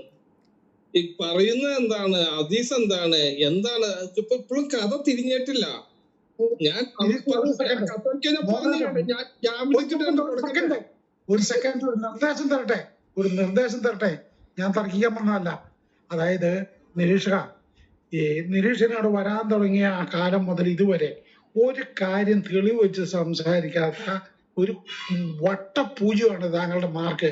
എന്നിട്ട് ഇവിടെ ഒന്ന് തെളിവ് വെച്ച് സംസാരിക്കുന്ന ജാമിദ ടീച്ചറിനോട് ഈ ചേണത്തണ്ടൻ ഇരുന്നുകൊണ്ട് പറഞ്ഞ് എന്തോന്നാ നിരീക്ഷക ഇത്? ബാക്കിയുള്ളവർക്കെല്ലാം വിവരമില്ലേ? അതുകൊണ്ട് തെളിവുണ്ടെങ്കിൽ പറ, ഇല്ലെങ്കിൽ തനിയെ ഇറങ്ങിപ്പോ. തെളിവുണ്ടെങ്കിൽ ജാമിദ ടീച്ചറിന് വെച്ചു കൊടുക്ക. ഖുർആനിൽ ഇത്രാമത്തെ സൂറ ഇത്രാമത്തെ ആയത്തിൽ ഇന്ന കാര്യം പറയുന്നു, താങ്കൾക്ക് തെളിവ് വെച്ച് കേക്കട്ടെ.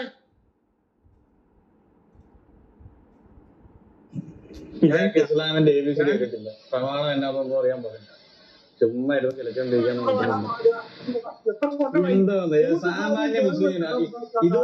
ഇതുകൊണ്ടാണ് ഇയാളെ മറ്റു മുസ്ലിം ഗ്രൂപ്പുകളിൽ മുസ്ലിങ്ങൾ കയറ്റാത്തത്. ഈ വിവരക്കേട് മുഴുവൻ പറഞ്ഞുകൊണ്ട് നടക്കും. ഹദീസിനെ നിഷേധിക്കുന്ന, ഹദീസ് പ്രമാണം അല്ലെന്ന് പറഞ്ഞ് ഇയാളെ ഏത് റൂമിലാണ് കയറ്റുന്നത്? അല്ല പറോസുപത്രേ, കുറെ നാൾ ഇയാള് ഇവിടെ വന്നത് യഹോവയാണ് അല്ലാഹു എന്ന് പറഞ്ഞുകൊണ്ടാണ്. അതിനുശേഷം ഞാൻ അന്നേരം ഇയാളെ പിടിച്ചു. അത് കഴിഞ്ഞ ഒരു ദിവസം ഞാൻ എക്യുപ്പറിന്റെ റൂമിൽ ചെന്നപ്പോൾ അവിടെ എന്തോ പറയുന്നു യഹോവയല്ല അല്ലാഹു, യഹോവ പിശാചാണ്. അപ്പൊ അന്ന് ഞാൻ ഇയാളെ പിടിച്ചതാണ്. ഇത് കുട്ട് ഇയാളോട് സംസാരിക്കാൻ പോലും കൊള്ളൂല. കാരണം ഒരു സെക്കൻഡ് നമ്മുടെ നിരീക്ഷക, നമ്മൾ ഒരുപാട് സംവാദങ്ങളൊക്കെ നടത്തിയിട്ടുള്ള ആളുണ്ട്. നിരീക്ഷകർ ഇപ്പൊ ഹദീസല്ലേ വിഷയം? ഹദീസ് വേണ്ട.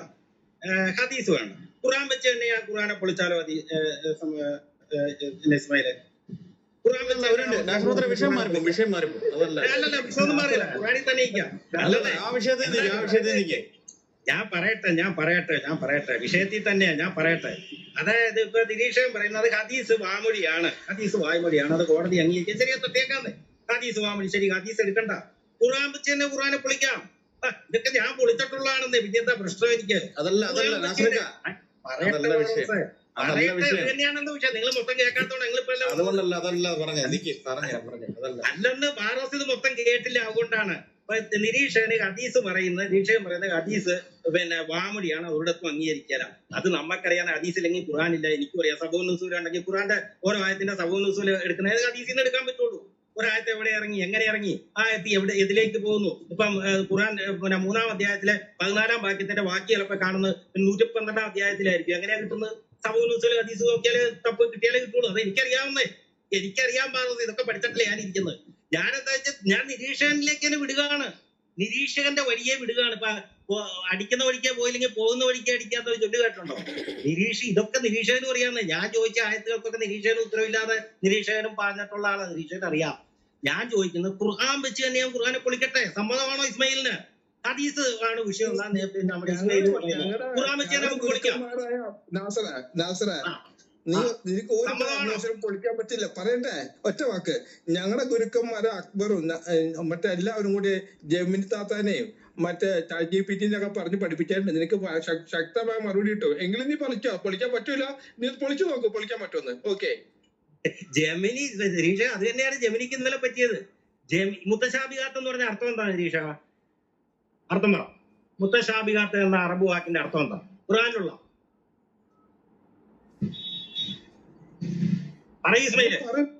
അല്ല, താങ്കൾ പറയൂ. താങ്കൾ മുത്തശാബിഹാത്ത് എന്ന ഞാൻ ഖുർആൻ വെച്ചാണ്, ഹദീസിലേക്ക് പോകുന്നില്ലെന്ന്. ഇസ്മായിൽ ഹദീസല്ലേ വിഷയം, ഹദീസിലേക്ക് പോകുന്നില്ല. ഞാൻ ഖുർആനിൽ തന്നെ നിൽക്കുകയാണ്. ഖുർആനിൽ തന്നെ ജാമിദ ടീച്ചറിനല്ലേ ഹദീസ് വേണ്ട? എനിക്ക് ഹദീസ് വേണ്ടെന്നേ. എനിക്ക് ഹദീസ് വേണ്ട. ഞാൻ ഖുർആൻ വെച്ച് തന്നെ ഖുർആനെ പൊളിക്കാം. മുത്തശാബിഹാത്ത് എന്ന വാക്കിന്റെ അർത്ഥം എന്താന്ന് പറ? വ്യക്തതയില്ലാത്ത വചനങ്ങൾ എന്നാണ്. വ്യക്തതയില്ലാത്ത വചനങ്ങൾ എന്നാണോ? അദൃശ്യവാക്യങ്ങൾ എന്നാണോ? പറഞ്ഞിരിക്കുന്ന വാക്യങ്ങൾ എന്നാണോ? അദൃശ്യമായത് വ്യക്തതയില്ലായ്മയൊക്കെ. അല്ലല്ല, വ്യക്തതയില്ലായ്മ അദൃശ്യവാക്യങ്ങളും രണ്ടും രണ്ടാണ്. വ്യക്തതയില്ലാത്ത ഒരുപാട് വാക്യങ്ങൾ മുഹക്കമാത്തിൽ തന്നെ ഉണ്ട്. വ്യക്തതയില്ലാത്ത ഒരുപാട് വാക്കുകൾ മുഹക്കമാത്തിൽ തന്നെ ഉണ്ടെന്ന്, പ്രത്യക്ഷ വാക്യങ്ങളിൽ തന്നെ ഉണ്ട് ഖുർആൻ. അത് അപ്പോഴാണ് നമ്മൾ ഹദീസിലേക്ക് പോകുന്നത് അറിയാൻ വേണ്ടി. അതിന്റെ സബബുൻ നുസൂൽ നോക്കുന്നത്. അതുകൊണ്ടാണ് മുഹക്കമാത്തിൽ വ്യക്തതയില്ലാതെ വരുമ്പോഴാണ് നമ്മൾ അതിന്റെ സബബുൻ നുസൂലിലേക്ക് പോകുന്നത്, ഹദീസുകളിലേക്ക് പോകുന്നത്. മനസ്സിലായോ? ഈ മുത്തശാബിഹാത്ത് എന്ന് പറഞ്ഞ വ്യക്തതയില്ലെന്നല്ല.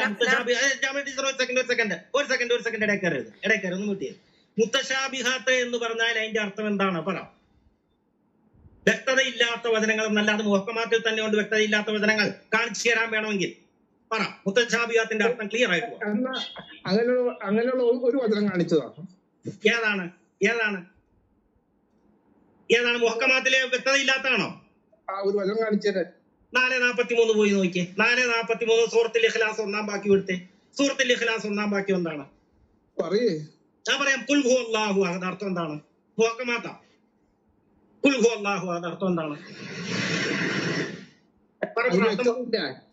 പറയുന്ന പറ. വ്യക്തത ഉണ്ടെന്ന്. അല്ലെ, വ്യക്തത ഉണ്ടോന്ന് ഞാൻ കാണിക്കാം. പറ. അള്ളാഹു ഏകനാണെന്നല്ലേ? അള്ളാഹു ഏകനാണെന്നാണോ? പിന്നെന്താണ്? ഉറപ്പാണോ? ലോക്ക് ചെയ്തോ? ഉറപ്പ്. ഓക്കെ. 4:43 ഒന്ന് എടുത്തേ. 4:43 ഒന്ന് വായിച്ചേ. പറഞ്ഞു. അതിന് അറിയാൻ മേലെ പറഞ്ഞുതരാം. അവിടെ ഒരു വാക്യമുണ്ട്. അതിന്റെ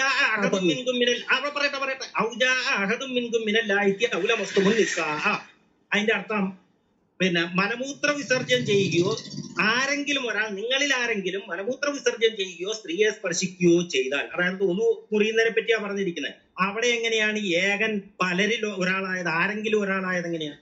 ഖുൽഹു അല്ലാഹു എന്നൊപ്പം അള്ളാഹു പറയൂ, അള്ളാഹു അവൻ ഏകനാവുന്നു. ഇവിടെ വന്നപ്പോ എങ്ങനെയാണ് ആ ഒന്ന് ആരെങ്കിലും ഒരാളായത്? അപ്പൊ വ്യക്തതയുണ്ടോ? മുഹക്കമാത്തി വ്യക്തതയില്ലാത്ത വചനങ്ങളുണ്ടോ? ഉണ്ടോ ഇല്ലയോ? പറ. പിന്നെ ഇപ്പം പേര് വിളിച്ചിട്ട് കാര്യമില്ല. ഈ ഖുൽഹു അല്ലാഹു അഹദും അഹദും മിനല്ലാഹിത്തി, രണ്ടിലും അഹദ് വന്നിട്ടുണ്ട്. ഒന്നിൽ നിങ്ങൾ പറഞ്ഞു ഏകനാണ്, പക്ഷെ മറ്റേതിൽ എങ്ങനെയാണ് ആരെങ്കിലും ഒരാളായത്? ആരെങ്കിലും ഒരാളും ഏകനും ഒന്നാണോ? ആരെങ്കിലും ഒരാളും ഏകനും ഒന്നാണോ നിരീക്ഷക? ആണോ നിരീക്ഷക? ആരെങ്കിലും ഒരാളും ഏകനും ഒന്നാവുമോ? വണ്ണും വൺ ഓഫ് മെനി ഒന്നാവുമോ? വണ്ണും വൺ ഓഫ് മെനി ഒന്നാവുമോ? അതാണ് പറഞ്ഞ മുഹക്കമാത്തിൽ വ്യക്തതയില്ലാത്ത ഇഷ്ടം പോലെ വചനങ്ങൾ ഉണ്ടെന്ന്. ഇഷ്ടം പോലെ വചനങ്ങൾ. ഇനി 66, 12, 29, 41 പോയി നോക്ക്. ഇഷ്ടം പോലെ വചനങ്ങൾ ഞാൻ കാണിച്ചു തരാം. മനസ്സിലായോ? അപ്പം വ്യക്തതയില്ലാത്ത വചനങ്ങൾ എന്നല്ല, അദൃശ്യവാക്യങ്ങൾ, മറഞ്ഞിരിക്കുന്ന വാക്യങ്ങൾ എന്നാണ് മുത്തശാബിഹാത്ത്. ഉദാഹരണം പറയാം, അലിഫ്, ലാം, മീം, യാസീൻ, കാഫ്, നൂന്, ഇതൊക്കെയാണ് അദൃശ്യവാക്യങ്ങളിൽ പെടുന്നത്. മനസ്സിലായോ?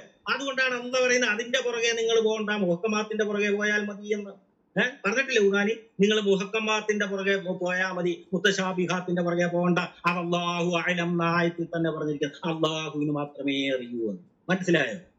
ഇതേ അള്ളാഹു തന്നെയാണ് 1997 എന്താ പറഞ്ഞത്? ഇല്ലാ യസർനാഹു ലിസാനുക്കും എന്നാ പറഞ്ഞത്. ഇല്ലാ യസർനാഹു ലിസാനുക്കും എന്നാണ് പറഞ്ഞിരിക്കുന്നത്. നിന്റെ വായ്മൊഴി ഭാഷയിൽ ഞാൻ ഇറക്കി തന്നിരിക്കുന്ന, വളരെ ലളിതമായിട്ട് ഇറക്കി തന്നിരിക്കുന്നതെന്ന്. ഇല്ലാ യസർനാഹു ലിസാനുക്കും അല്ലാഹു. ലിസാൻ എന്ന് പറഞ്ഞാൽ വായ്മൊഴി ഭാഷ. നിന്റെ വായ്മൊഴി ഭാഷയെ ഇത് വളരെ ലളിതമായിട്ട് ഇറക്കി തന്നിരിക്കുന്നു എന്ന് പറഞ്ഞിട്ടുണ്ട് 1997. മനസ്സിലായോ? അപ്പൊ ഈ മുത്തശാബിഹാത്ത് അവിടെ പൊളിഞ്ഞില്ലേ? വ്യക്തതയില്ലാത്ത വചനങ്ങൾ, ഇതിൽ വ്യക്തതയില്ലാത്ത അദൃശ്യ വാക്യമുണ്ട്. അപ്പൊ അല്ലാ അതിന്റെ പുറകെ പോകണ്ട എന്ന് പറയുമ്പോൾ 1997 എഴുതി വെച്ചിരിക്കുന്ന, നിനക്ക് ഞാൻ ഈ വചനം നിന്റെ വായ്മൊഴി ഭാഷയിൽ ഇറക്കി തന്നിരിക്കുന്നു. അതിന് പിന്നെ എന്താണ്, തഖ്വയുള്ളവർക്ക് താക്കീത് കൊടുക്കുവാനും പിന്നെ കർക്കശക്കാരെ പേടിപ്പിക്കാൻ പിന്നെ മുന്നറിയിപ്പ് കൊടുക്കുവാനുമാണ് എന്നാണ് 1997 എഴുതി വെച്ചിരിക്കുന്നത്. അപ്പൊ ഇത് ഞാൻ പറഞ്ഞതിന്റെ കാരണം ഒന്നും അറിയാമോ? ഇതിന്റെ പറഞ്ഞ ഒരു സെക്കൻഡ്, നീ ജമിനിയുടെ കാര്യം പറഞ്ഞില്ലേ? ജമിനി പൂട്ടാൻ വേണ്ടി വെച്ചിരിക്കുന്നത്. ഇന്നലെ ഞാൻ ജമിനിയോട് ഈ മുത്തശാബിഹാത്തിന്റെ അർത്ഥം ചോദിച്ചു. മുത്തശാബിഹാത്തിന്റെ അർത്ഥം ജമിനി പറഞ്ഞത് എന്താ അറിയോ? ആലങ്കാരിക അർത്ഥം എന്നാണ്. ആലങ്കാരിക പദങ്ങളാണ് മുത്തശാബിഹാത്ത് എന്ന്. ഞാൻ പറഞ്ഞല്ല, ആലങ്കാരിക പദങ്ങൾ ഇഷ്ടം പോലെ ഖുർആനിലുണ്ട്. അത് മുത്തശാബിഹാത്തിൽ പെട്ടിട്ടില്ല, അത് മുഹക്കമാത്ത് തന്നെയാണ്. ഞാൻ പറഞ്ഞു മുത്തശാബിഹാത്ത് എന്ന് പറഞ്ഞാൽ അദൃശ്യവചനങ്ങൾ എന്നാണ്. എന്നിട്ട് ഞാൻ അലിഫും ലാമും മീമും ഒക്കെ ഞാൻ പറഞ്ഞു കൊടുത്തു. അപ്പോൾ ഒടുവിൽ ജമിനി സമ്മതിച്ചു. അച്ഛൻകുഞ്ഞ ഇവിടെ ഉണ്ട്. ജമിനി സമ്മതിച്ചു. ജമിനി പറഞ്ഞു ശരിയാണ്, താങ്കൾ പറഞ്ഞതാണ് ശരി എന്ന് പറഞ്ഞു. അപ്പൊ ജമിനിയെ ഈ കള്ളം പറഞ്ഞ് പഠിപ്പിച്ചു വെച്ചിരിക്കുന്ന ആരാണ് നിരീക്ഷക? നിങ്ങളുടെ പണ്ഡിതന്മാര് തന്നെയാണ്. ഈ കള്ളം പറഞ്ഞ് പഠിപ്പിച്ചിരിക്കുന്നത്.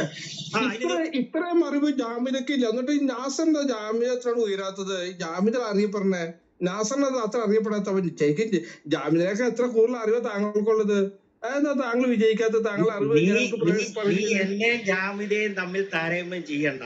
നീ ഞങ്ങളെ രണ്ടുപേരും താരതമ്യം ചെയ്യണ്ട. ഞങ്ങളുടെ രണ്ടുപേരുടെ അറിവോ ഞങ്ങളുടെ രണ്ടുപേരുടെ പ്രസിദ്ധി ഒന്നുമല്ല നിന്നോട് ഇപ്പൊ ചോദിച്ചത്. ഞാൻ ചോദിച്ചത് നീ ഇപ്പം പിന്നെ ഹദീസ് ഉണ്ടെങ്കിലേ രക്ഷയുള്ളൂ എന്ന് പറഞ്ഞു. ഹദീസ് വായ്മൊഴി വായ്മൊഴി ഭാഷയാണ്, കോടതി അംഗീകരിക്കും. വേണ്ട, ഖുർആൻ വെച്ച് ഖുർആനെ ഞാൻ പൂട്ടാന്നല്ലേ പറഞ്ഞു. ഇപ്പൊ ഖുർആനെ ഞാൻ പൂട്ടിയില്ലേ? ഖുർആൻ വെച്ച് തന്നെ നിന്നോട് ചോദിച്ചിട്ട് നിനക്ക് ഉത്തരമുണ്ടോ? ഇന്നലെ ജമിനിയോട് ചോദിച്ചു, ജമിനിക്ക് ഉത്തരവില്ല. മനസ്സിലായോ? ഇത്രയേ ഉള്ളൂ. നിങ്ങളുടെ ഖുർആൻ ഒരു ഹദീസിലേക്കും പോകണ്ടേ? ഇപ്പൊ ജാമിദ ടീച്ചർ പറഞ്ഞ ഹദീസിലേക്ക് പോകണമെന്ന് പറഞ്ഞാൽ ഹദീസിലേക്ക് പോകണ്ട. ഖുർആൻ വെച്ച് തന്നെ നിങ്ങളുടെ ഖുർആനെ പൊളിക്കാനുള്ളതേ ഉള്ളൂ. വളരെ ഈസിയാണ്. ഞാൻ ഖുർആനിസ്റ്റുകളുടെ റൂമിൽ പോയി ഖുർആൻ വെച്ച് തന്നെ അവരോട് ചോദ്യം ചോദിച്ചിട്ടുണ്ട്. അവർക്ക് ഉത്തരവില്ലാതെ വന്നു. അവർക്ക് ഉത്തരവില്ലായിരുന്നു. പിന്നെ എന്നെ ഇറക്കി വിടുകയാണ് ഈ ലാഷനെ ഖുർആനിസ്റ്റുകളുടെ റൂമിൽ നിന്ന്. ഞാൻ ഖുർആൻ വെച്ച് തന്നെയാ ചോദിച്ചവരോട്. അവർ ഹദീസ് എടുക്കല്ലോ, നിനക്കറിയാമല്ലോ. ഖുർആനിസ്റ്റുകൾ ഹദീസ് എടുക്കാത്തവരാ. അവിടെ ചെന്നിട്ട് ബഷീർ തണലൂരിനോട് ചോദിച്ചു. യൂണിറ്റ് ഒരു ചെറിയ സംവാദം വരെ അവർ നടത്തി. ഞാൻ ഒരു 8-9 ചോദ്യങ്ങൾ ചോദിച്ചു. ഒന്നിനും ഉത്തരവില്ലായിരുന്നു, ഒരെണ്ണത്തിനും ഉത്തരവില്ലായിരുന്നു. അതാണ് ഖുർആൻ മാത്രം. നിങ്ങളുടെ ഖുർആൻ വെച്ച് തന്നെ ഖുർആനെ പൊളിക്കാനുള്ളതേ ഉള്ളൂ. ഹദീസുകളിലേക്കും പോകണ്ട, സിഹറുകളിലേക്കും പോകണ്ട, ഒന്നിലേക്കും പോകണ്ട. ഖുർആൻ വെച്ച് തന്നെ നിങ്ങളുടെ ഖുർആനെ പൊളിക്കാനുള്ളതേ ഉള്ളൂ എന്നാണ് ഞാൻ പറഞ്ഞത്. ഓക്കെ, എനിക്ക് തിരക്കായി. ഇനി നിങ്ങൾ ഏറ്റെടുത്തോളൂ. ഞാൻ തിരക്കായി. ജാമിദ നാസറിനെ കണ്ട് പഠിക്കട്ടെ. ഇത്ര നന്നായിട്ട് വിഷയം പഠിച്ചുകൊണ്ട് അങ്ങനെ വിഷാദരിപ്പിക്കണ്ടേ? അല്ല, എത്ര മനോഹരമായിട്ട് നാസർ വിഷാദരി വിജയിച്ചു. അതാ മാതൃക. ഒരു സെക്കൻഡ് നിരീക്ഷക, ഇത് ഈ ജാമിദ ടീച്ചറെ നിരീക്ഷകനെ പോലെ അല്ല, കൃത്യമായിട്ട് തെളിവ് വെച്ചല്ലേ ഇവിടെ സംസാരിച്ചത്. മാത്രമല്ല അനേകം യൂട്യൂബിൽ അനേകം വിഷയങ്ങൾ കൈകാര്യം ചെയ്യുന്ന ആളാണ്. അത് കൃത്യമായിട്ട് തെളിവിട്ട് തന്നെ വെറുതെ താങ്കൾ അടിക്കുന്ന പോലെ വളവള പറയുകയല്ല. താങ്കൾ എന്നെങ്കിലും ഖുറാനിൽ നിന്നൊരു കാര്യം തെളിവ് വെച്ചിട്ട് അല്ലെ ഹദീസിൽ നിന്ന് ഒരു തെളിവ് വെച്ചിട്ട് താങ്കൾ സംസാരിക്കാറുണ്ടോ? എന്തിനാ വെറുതെ വീണ്ടും വീണ്ടും നാണം കിടുന്നത് നിരീക്ഷക? ഒരു സെക്കൻഡ് ഒരു കാര്യം കൂടെ ഒരു നിരീക്ഷണം ഒന്ന് ക്ലിയർ ആക്കി പോയേക്കാം. 1997 മുത്തശാബിഹാത്ത് പൊളിയുന്ന വചനം ക്ലിയർ ആയിട്ട് ഓതിയേക്കാം. എനിക്ക് ആ സമയത്ത് മൊത്തം ഓതാൻ കിട്ടിയില്ല. ഇല്ലാ യസർനാഹു ബിലിസാനിക ലിതുബശ്ശിറ ബിഹിൽ മുത്തഖീന വതുൻസിറ ബിഹി ഖൗമൻ ലുദ്ദ. 1997 പറയാം. ഇത് ഞാൻ നിനക്ക് വളരെ ലളിതമായ നിന്റെ വായ്മൊഴി ഭാഷയിൽ ഇറക്കി തന്നത് ലിതുബശ്ശിറ ബിഹിൽ മുത്തഖീന എന്ന് പറഞ്ഞാൽ തഖ്വയുള്ളവർക്ക് പിന്നെ മുന്നറിയിപ്പ് കൊടുക്കുവാനും വതുൻസിറ ബിഹി ഖൗമൻ ലുദ്ദ, അതായത് ഈ മർക്കട മുഷ്ടിക്കാരെ താക്കീത് ചെയ്യുന്നതിനും വേണ്ടിയാണ്. ക്ലിയർ ആയിട്ടല്ലേ പറഞ്ഞത്? ലളിതമായ രീതിയിൽ നിന്റെ വായ്മൊഴി ഭാഷയിൽ ലളിതമായിട്ട് ഇറക്കി തന്നിരിക്കുന്നു എന്നാണ് പറഞ്ഞിരിക്കുന്നത് 19 പിന്നെ അതിൽ മുത്തശാബിഹാത്ത് മുഹക്കമാത്ത് എന്തിനല്ല ഇട്ടു? എന്നിട്ട് മുത്തശാബിഹാത്തിന്റെ പുറകെ പോകണ്ട, മുഹക്കമാത്തിന്റെ പുറകെ പോയാൽ മതി എന്തിനു പറയുന്നു നിരീക്ഷക? ഖുർആൻ വെച്ച് തന്നെ ഖുർആനെ പൊളിക്കാവുള്ളൂ എന്ന് മനസ്സിലായില്ലേ? വളരെ ഈസിയാണ്. ഖുർആൻ വെച്ച് തന്നെ ഈ ഖുർആനെ പൊളിക്കാം. ഹദീസിന്റെ ഒരാവശ്യവുമില്ല. Okay, thank you. ഞാൻ നിർത്തി, ഞാൻ ഡ്യൂട്ടി കയറി. ഓക്കെ, ഇനി നിങ്ങൾ പറഞ്ഞു. യെസ്, അത് ഹദീസിന്റെ ആവശ്യമില്ല. പിന്നെ എന്തിനാ ഹദീസിനോട് സപ്പോർട്ട് ചെയ്യണേ? നാസറം എടുക്കൻ, നാസറിനെ കണ്ട് പഠിക്കേ. നാസർ എത്ര മനോഹരമായിട്ട് ഖുർആൻ തന്നെ വച്ചുകൊണ്ട് ഖുർആനെ തകർത്ത് ഇസ്ലാമിനെ തകർത്ത് വിജയിച്ചു പോയി.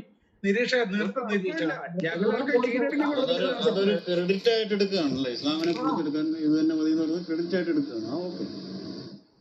പക്ഷെ അപ്പോഴും നമ്മുടെ ചോദ്യം നിലനിൽക്കുന്നത്, നാസർ കുടിമര എടുത്തത് ഇസ്ലാം പൊളിക്കാൻ ഖുർആൻ തന്നെ മതി എന്ന് പറഞ്ഞിട്ടാണ് എടുത്തത്. നമ്മുടെ ചോദ്യം, ഇസ്ലാമിന്റെ കുറിച്ചുള്ള ചർച്ച വന്നപ്പോൾ താങ്കൾ പറഞ്ഞു ഹദീസ് പ്രമാണമല്ലെന്ന് പറഞ്ഞു. അത് എവിടുന്ന താങ്കൾക്ക് വാദം കിട്ടിയത്? അതോ അവനവൻ തഫ്സീർ പോലെ നേരത്തെ പറയുന്ന പോലെ നിരീക്ഷകൻ അത് എന്റെ മറുപടിയാണെന്ന് പറയുന്നത് പറഞ്ഞാൽ മതി? ഇസ്ലാമിന്റെ പ്രമാണം ഖുർആന്, സുന്നത്ത്, ഇജ്മാ, ഖിയാസ്, ഇത് നാലും കൂടി. സുന്നത്ത് എന്ന് പറഞ്ഞാൽ എന്താ? സുന്നത്ത് എന്ന് പറഞ്ഞാൽ എന്താ? നബിയുടെ ചര്യകള്, പ്രവർത്തികള്, സംസാരങ്ങള്, നബിമാരുടെ അത് വേറെ ചർച്ചയാണ്. അത് എവിടുന്നാ കിട്ടുന്നത്? അതാണ് പ്രമാണം. അത് എവിടുന്നാ കിട്ടുന്നത്? അങ്ങനെയാണെങ്കിൽ മുസാഫ് ഹദീസ് എന്ന് പറയേണ്ടി വരും. സുഹൃത്തെ, അത് എവിടുന്നാ നിങ്ങൾക്ക് കിട്ടുന്നതാണ് ചോദ്യം. ഹദീസ് പറഞ്ഞില്ലാന്ന്. എന്ത് കുന്തമെങ്കിലും ആയിക്കോട്ടെ, നിങ്ങൾക്ക് അത് എവിടുന്നാ കിട്ടുന്നത്? അവിടെ പറയുന്നത് മുസാഫ് ഹദീസ് എന്ന് പറഞ്ഞാൽ കറക്റ്റ് ആവും. അപ്പൊ എന്റെ ചോദ്യം നിങ്ങൾക്ക് ഈ പറഞ്ഞ മുഹമ്മദിന്റെ മുഹമ്മദിന്റെ പ്രവർത്തനങ്ങള്, ചരികള്, കുന്തം, കുടച്ചക്രതൊക്കെ എവിടെ നിന്ന് നിങ്ങൾക്ക് കിട്ടുന്നതാണ് ചോദ്യം.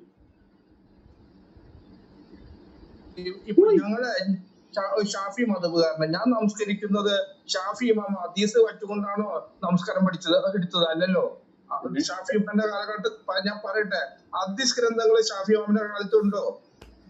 ഇമാമികൾ പറഞ്ഞപ്പോഴാണ് ഈ പ്രവാചകൻ, സഹാബാക്കള്, താബിയങ്ങള്, ഇമാമികള്, താബികൾ, ഇമാമികള്, 4-5 തലമുറന്റെ കേസാണ്. അതിനുശേഷമാണ് ഈ ഹദീസൊക്കെ വരുന്നതെന്ന്.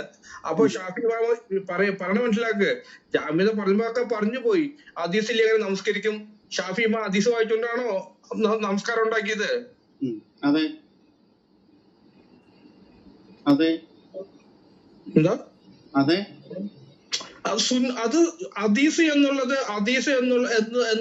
വരുന്നത് മുഹമ്മദ് നബിയുടെ വചനങ്ങള് വാമൊഴിയായിട്ട് പറയപ്പെട്ടു വരുന്ന കാര്യങ്ങൾക്കും മറ്റു കാര്യങ്ങളൊക്കെ തെറ്റേത് ശരിയാണ് തർക്കം വന്നു കഴിഞ്ഞപ്പോൾ ആ ഒരു രൂപീകരിച്ച ആ ഒരു ശാഖയെ പറഞ്ഞ പേരാണെന്ന്. അത് ഹദീസുകളിൽ എന്തുണ്ട്? തെറ്റുണ്ട്, ശരിയുണ്ട്. രണ്ടും ഹദീസ് തന്നെയാ. തെറ്റും ശരിയുള്ള കാര്യം, തെറ്റും ശരിയും പ്രമാണാവൂലല്ലോ. തെറ്റും ശരിയും ബലമുള്ളതും ബലമില്ലാത്ത ഹദീസ് വരുന്ന സുന്നത്ത് എന്ന് വെച്ചിട്ടുണ്ടെങ്കിൽ പെർഫെക്റ്റ് ആണെന്ന്. അള്ളാഹുവിന്റെ നിർദ്ദേശപ്രകാരം അള്ളാഹുവിന്റെ അനുമതിയോട് നിങ്ങൾക്ക് എവിടുന്നാ കിട്ടിയെന്നാ ചോദ്യം. അപ്പൊ ഖുർആൻ കിട്ടിയ നമുക്ക് എവിടെ? മുസാഫിന്നല്ലേ ഖുർആൻ കിട്ടിയത്? മുസാഫല്ലേ ഞങ്ങളുടെ കയ്യിലുള്ള? നിങ്ങളുടെ ഇരിക്കുന്ന മുസാഫാണോ ചക്കയാണോ മാങ്ങയാണോ താങ്കൾ? എനിക്കെങ്ങനെ? അതാ നിങ്ങൾക്ക് ഞങ്ങളല്ലേ സംസാരിക്കണ്ടേ? ഞങ്ങൾ ഖുർആൻ ഓതുന്നത് മുസാഫ് ഓതാന്ന് പറഞ്ഞേ. ആയിക്കോട്ടെ. ഇപ്പൊ ഈ ഖുർആൻ നിങ്ങൾക്ക് എങ്ങനെ അവതരിപ്പിച്ച് കിട്ടിയത്? അതെന്തുമായിട്ട് ഞങ്ങളുടെ കയ്യിൽ അതും വാമൊഴി തന്നെയല്ലേ? അത് മുസാഫാണപ്പോ. അതും നിങ്ങൾ ഈ പറഞ്ഞ ഹദീസിനെ നിഷേധിക്കുമ്പോ മുഹമ്മദിന്റെ ക്ലെയിം ആണ് എനിക്ക് വഹി വന്നു എന്ന് പറഞ്ഞിട്ട് മുഹമ്മദ് അള്ളാഹു പറഞ്ഞു എന്ന് പറഞ്ഞ വാമൊഴിയാണത്. അതും അങ്ങനെയാണെങ്കിൽ ഖുർആനും സ്വീകാര്യമല്ലേ നിങ്ങൾക്ക്? പറഞ്ഞു മനസ്സിലായോ? കാരണം മുഹമ്മദ് മാത്രം ഈ അള്ളാഹുവിൽ നിന്ന് പറഞ്ഞു, മറ്റാരും കേട്ടിട്ടുമില്ല കണ്ടിട്ടുമില്ല ഇങ്ങനെ സംഭവം നടക്കുന്ന കാര്യം. മുഹമ്മദ് ജസ്റ്റ് ക്ലെയിം ചെയ്തിട്ട് നാട്ടുകാരോട് പറഞ്ഞു കൊടുക്കണമല്ലോ. അതും വാമൊഴിയാണ്. ആ വാമൊഴിയായി കിട്ടിയത് അന്ന് ശേഖരിച്ചു വെച്ചു. ഇത് തന്നെയാണ് ഹദീസിന്റെ കാര്യത്തിലും മുഹമ്മദ് പറഞ്ഞ കാര്യത്തിൽ വാമൊഴിയായിട്ട് കൊണ്ടുവരുന്ന. കാലം കുറെ കഴിഞ്ഞപ്പോൾ ബുക്കാരി മുസ്ലിമോട് ഇറങ്ങിയിട്ട് ഇതിനെ ക്രോഡീകരിച്ച് ഒരു പുസ്തകമാക്കി ഇന്ന് നിങ്ങളുടെ കയ്യിൽ തന്നു എന്നാണ് നിങ്ങളുടെ പണ്ഡിതന്മാർ പറയുന്നത്. എന്നിട്ട് നിങ്ങൾ പറയാണ് മറ്റേ ഖുർആൻ ഞങ്ങൾക്ക് സ്വീകാര്യമുണ്ട്, പക്ഷെ ഹദീസ് ഞങ്ങൾക്ക് പ്രമാണമായിട്ട് എവിടും പറയുന്നില്ല. തലക്കകത്ത് ആൾത്താമസം. അത് പറയാം. ഈ ഇസ്രായേലിന്റെ ഏക സത്യ ദൈവത്തെ പരസംഗം ചെയ്യുന്ന ഒരു ഗ്രൂപ്പിൽ വന്നുകൊണ്ടും ഇസ്ലാമിന്റെ സുഹൃത്തുക്കളെ, നമ്മുടെ ചർച്ച എന്ന് പറയുന്നത് ഹദീസിനെയും ഖുറാനെ ആസ്പദമാക്കിയിട്ടുള്ളതാണ്. വേറെ വിഷയങ്ങളിലേക്ക് പോകാൻ ഈ ജാമ്യത നാസറും ആചാരിച്ചിട്ട് എന്താ കാര്യം? ഞങ്ങളുടെ ഗ്രൂപ്പിലേക്ക് വാ, ഞങ്ങൾ മറുപടി കൊടുക്കാം. അതെന്താ നിങ്ങളുടെ മുറി വരുമ്പോൾ മാത്രമേ നിങ്ങൾക്ക് തലക്കകത്ത് ആൾതാമസം വരുള്ളൂ? ഇവിടെ വരികയല്ലേ? ഇവിടെ ഞങ്ങൾ പരസംഗം ചെയ്യുന്ന ഒരു ഗ്രൂപ്പല്ലേ എന്നാ പിന്നെ താങ്കൾ അതിന് മേളിലേക്ക് കയറി അല്ലെ? അങ്ങനെ ഒരു ഗ്രൂപ്പാണ് പിന്നെ താങ്കൾ മേളിലേക്ക് ചർച്ചയ്ക്ക് വന്നതിനാ? ഞാൻ നിങ്ങളെ തോൽപ്പിക്കാൻ വേണ്ടിയാണ്. പിന്നെ എന്തിന് പിന്നെ ചോദ്യം ചോദിക്കുമ്പോൾ പറയുന്നത് ഈ ഗ്രൂപ്പ് ശരിയല്ല, മറ്റേതല്ല, മറിച്ച് പിന്നെ താങ്കൾ ഈ റൂം ശരിയല്ല, പിന്നെ താൻ ഈ റൂമിലേക്ക് കയറി വന്നതിന് ആളെ പൊട്ടാക്കണം. അവർ ദൈവത്തെ പരസംഗം ചെയ്യുന്നവരാ. ആയിക്കോട്ടെ, ഞങ്ങൾ ചെയ്യുന്നവരായിക്കോട്ടെ, പിന്നെ എന്തിനു താൻ മേളിലേക്ക് കയറി വന്നു? പറ, ആളെ പൊട്ടാക്കാനാണ്. എന്താ പറയാ ലെവലില്ല. ഞാൻ നേരത്തെ പറഞ്ഞില്ലേ, അതായത് പറഞ്ഞുകൊണ്ടിരുന്ന വിഷയം വിട്ടു. അടപടലം പൂട്ടുവീണെന്ന് മനസ്സിലായപ്പോ പറഞ്ഞുകൊണ്ടിരുന്ന വിഷയം വിട്ടേച്ച് വെറുതെ കയറി ആക്രമിക്കുക. അപ്പൊ ടീച്ചറോട് പല പ്രാവശ്യം ഏറ്റുമുട്ടി തോറ്റിട്ടുണ്ട് ഇവൻ. അതാ ടീച്ചറിനോട് ഈ വിദ്വേഷം വന്നിരിക്കുന്നത്. ഇസ്മായിലിനെ നമുക്കറിയാമല്ലോ, ഇസ്മായിലിനല്ലോ നമ്മൾ കാണുന്നത്. ഇസ്മായിലിന്റെ റൂമിലോട്ട് വരാൻ സംസാരിക്കാൻ വിടുവോ? ഇസ്മായിലിന്റെ റൂമിൽ ചെന്നാലേ ഇല്ല. ഇന്നലെ ഒരു സംഭവം നടന്നു, ഇന്നലെ രാത്രി ഒരു സംഭവം നടന്നു. ഇവനൊരു ക്ലെയിം വെച്ചു. ഞാൻ എബ്രഹാം ബ്രദർ ഈ റൂമിൽ സംസാരിച്ചുകൊണ്ടിരിക്കുമ്പോൾ ഒരു ക്ലെയിം വെച്ചു. എന്താ ക്ലെയിം എന്നറിയാമോ? AD 500 മുമ്പ് യാഹു എന്ന പദം നിങ്ങൾക്ക് ചരിത്രത്തിൽ നിന്നോ ആധികാരികമായിട്ടുള്ള ഈ ഇൻസ്ക്രിപ്ഷനോ അല്ലെങ്കിൽ എന്താ പറയാ ഈ ആർക്കിയോളജിക്കൽ എവിഡൻസ് എന്ന ഒരു തെളിവ് വന്നു. ഞാൻ ഈ ക്ലബ് ഹൗസ് വിടാന്ന് പറഞ്ഞു. കേട്ട പാടി കേൾക്കാത്ത പാടി ഞാനും എബ്രഹാം ബ്രദറും അതിന്റെ തെളിവ് ഇട്ട് കൊടുത്തപ്പോ പറയാത്ത നീ ഇപ്പൊ കൊണ്ടുവന്ന തെളിവ് തരത്തിപ്പോയി കൊണ്ട് കാണിച്ചാൽ മതി. കേട്ടോണേ, നമ്മളൊരു തെളിവ് കൊണ്ട് കാണിച്ചാൽ നീ പറയാം നീ ഇപ്പൊ കൊണ്ടുവന്ന തെളിവ് നിനക്ക് തരത്തിൽ കൊണ്ടേ കാണിച്ചാൽ മതി, എനിക്കതൊന്നും സ്വീകാര്യമില്ലെന്ന് പറഞ്ഞു. എന്നിട്ട് ആ റൂമിൽ കിടന്ന് മെഴുകുത്തുറിയാനാണ് ഇവൻ. ഇനി ഒന്നും വേണ്ട, ഈ ഇവിടെ ഇരിക്കുന്ന ജാനത ടീച്ചറോട് ഒരു ഡിബേറ്റ് നടത്താന്ന് പറഞ്ഞ് പോയിട്ട് ഞാനതൊന്ന് ചോദിക്കാൻ വേണ്ടിയിട്ടാണ്. ടീച്ചർ ആ ഡിബേറ്റ് വല്ല നടന്നായിരുന്നല്ലോ അവനായിട്ട്? അയ്യോ, ഞാൻ ചിരിച്ചൊരു വഴിക്കായി. ഞാൻ ആദ്യം നല്ല ടെൻഷനിലായിരുന്നേ. ഇവന്റെ ചർച്ച കേട്ടിട്ട് ചിരിച്ചൊരു വഴിക്കായി. ഈ ആൾക്ക് ഇതുപോലെയുള്ളവരോട് സംസാരിച്ചിട്ട് കാര്യങ്ങൾ കേട്ടോ. ഒന്നാമത്തെ കാര്യം, വെറുതെ നമ്മുടെ ടൈം വേസ്റ്റ് എന്നല്ലാതെ ഖുർആൻ എന്താണെന്നോ ഹദീസ് എന്താണെന്നോ ഇസ്ലാം എന്താണെന്നോ ഒന്നും അറിയില്ല. ഏറ്റവും ഒടുവിൽ അയാൾ നാസർ ബായി പറഞ്ഞത് ശരിയാണെന്ന് പറഞ്ഞിട്ട് മതം വിട്ട് അയാൾ പുറത്തുപോയി. ഖുർആനിനെ വലിച്ച് കീറി തുന്നി കെട്ടി വെച്ചിട്ടാണ് നാസർ ബായി പോയത്. അത് ശരിയാണെന്ന് പറഞ്ഞിട്ട് നാസർ ബായിക്ക് ക്രെഡിറ്റ് കൊടുത്തിട്ട് ഇപ്പോൾ വന്നിട്ട് പറയാണ് ഞാൻ ഷാഫി മദ്ഹബ് അംഗീകരിക്കുന്ന ആളാണെന്ന്. അന്ന് ഞാനുമായിട്ട് ഡിബേറ്റിന് ചാലഞ്ച് ചെയ്തിട്ട് പോയിട്ട് ഇന്നാണ് കക്ഷി പൊങ്ങുന്നത്. ഇന്ന് പൊങ്ങി വന്നിട്ട് ഇത് വന്ന വഴിക്ക് തല എവിടെയെങ്കിലും മുട്ടിക്കാണും. ഇതുപോലുള്ളവരോടൊന്നും എനിക്ക് സമയമേ ഇല്ല ഇൻവെസ്റ്റ് ചെയ്യാൻ. വന്നിട്ടില്ല അന്ന് പോയത് പിന്നെ ഇതുവരെ. അബ്ദുൽ ഖദർ ഇവിടെ കയറി വന്നിട്ടുണ്ടല്ലോ. അബ്ദുൽ ഖദർ സ്ഥിരം ചോദ്യമാണ്, മുഹമ്മദ് ചെയ്ത് കാണിച്ച് 5 നന്മകൾ പറയണമെന്ന് ഇയാള് പറഞ്ഞായിരുന്നു. കിട്ടിയോ? അബ്ദുൽ കിട്ടിയോ? മറ്റാരും മറ്റൊരു ഗ്രന്ഥത്തിലും പറയാത്ത എനിക്ക് ഇവിടെ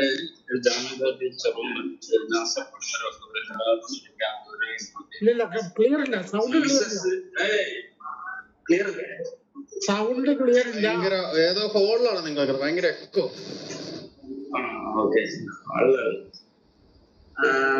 ഈ ജാമിദ ടീച്ചറും നാസർ കൊടിമരൊക്കെ വരുമ്പോ അവരോട് ചോദിക്കാറുള്ളത് ജീസസ് ദൈവം ആണ് അല്ല എന്ന് നിങ്ങൾക്ക് ഉള്ള തെളിവെന്താണ്? ഇവിടെ അതല്ല വിഷയം. ഇവിടെ അതല്ല വിഷയം.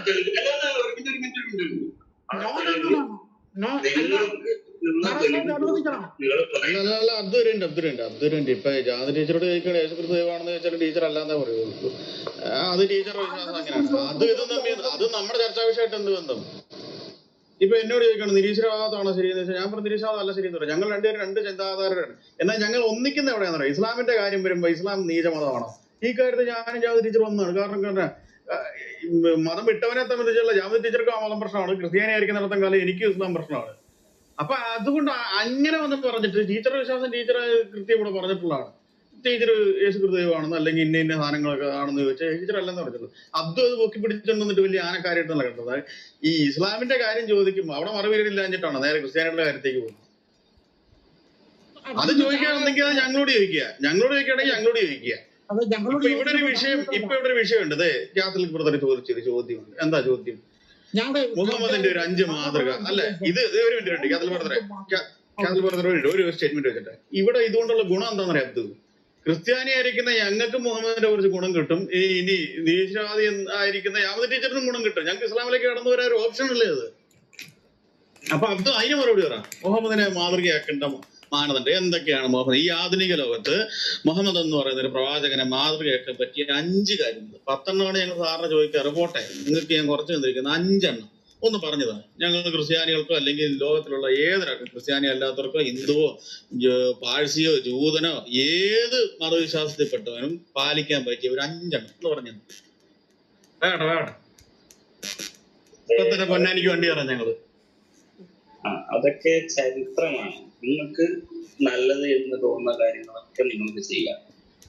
ഇനി നമ്മള് നിങ്ങൾക്ക് ഇത് നല്ലതാണോ എന്ന് സംശയം തോന്നട്ടെ ചോദിച്ചാൽ ഞാൻ പറഞ്ഞത് അല്ലാതെ ചോദിച്ചിരിക്കുന്നു പറഞ്ഞിരിക്കുന്നു. അല്ല, നല്ല ഒരു കാര്യം നല്ലതാണ് എന്ന് നിങ്ങൾക്ക് സംശയം തോന്നുന്നെങ്കിൽ നമ്മൾ ചോദിക്കാം. ചോദിച്ചിരിക്കുന്നു, പറഞ്ഞോളൂ. മുഹമ്മദിന്റെ 5 ഗുണം പറഞ്ഞോളൂ. നല്ലതെന്ന് പറയുന്ന 5 ഗുണം പറഞ്ഞോളൂ. അതല്ലേ ഞാൻ പറയുന്നത്. മുഹമ്മദ് നബി നല്ല കാര്യങ്ങളെ ചെയ്തിട്ടുള്ളൂ. പറ, അത് ഒരെണ്ണം പറ.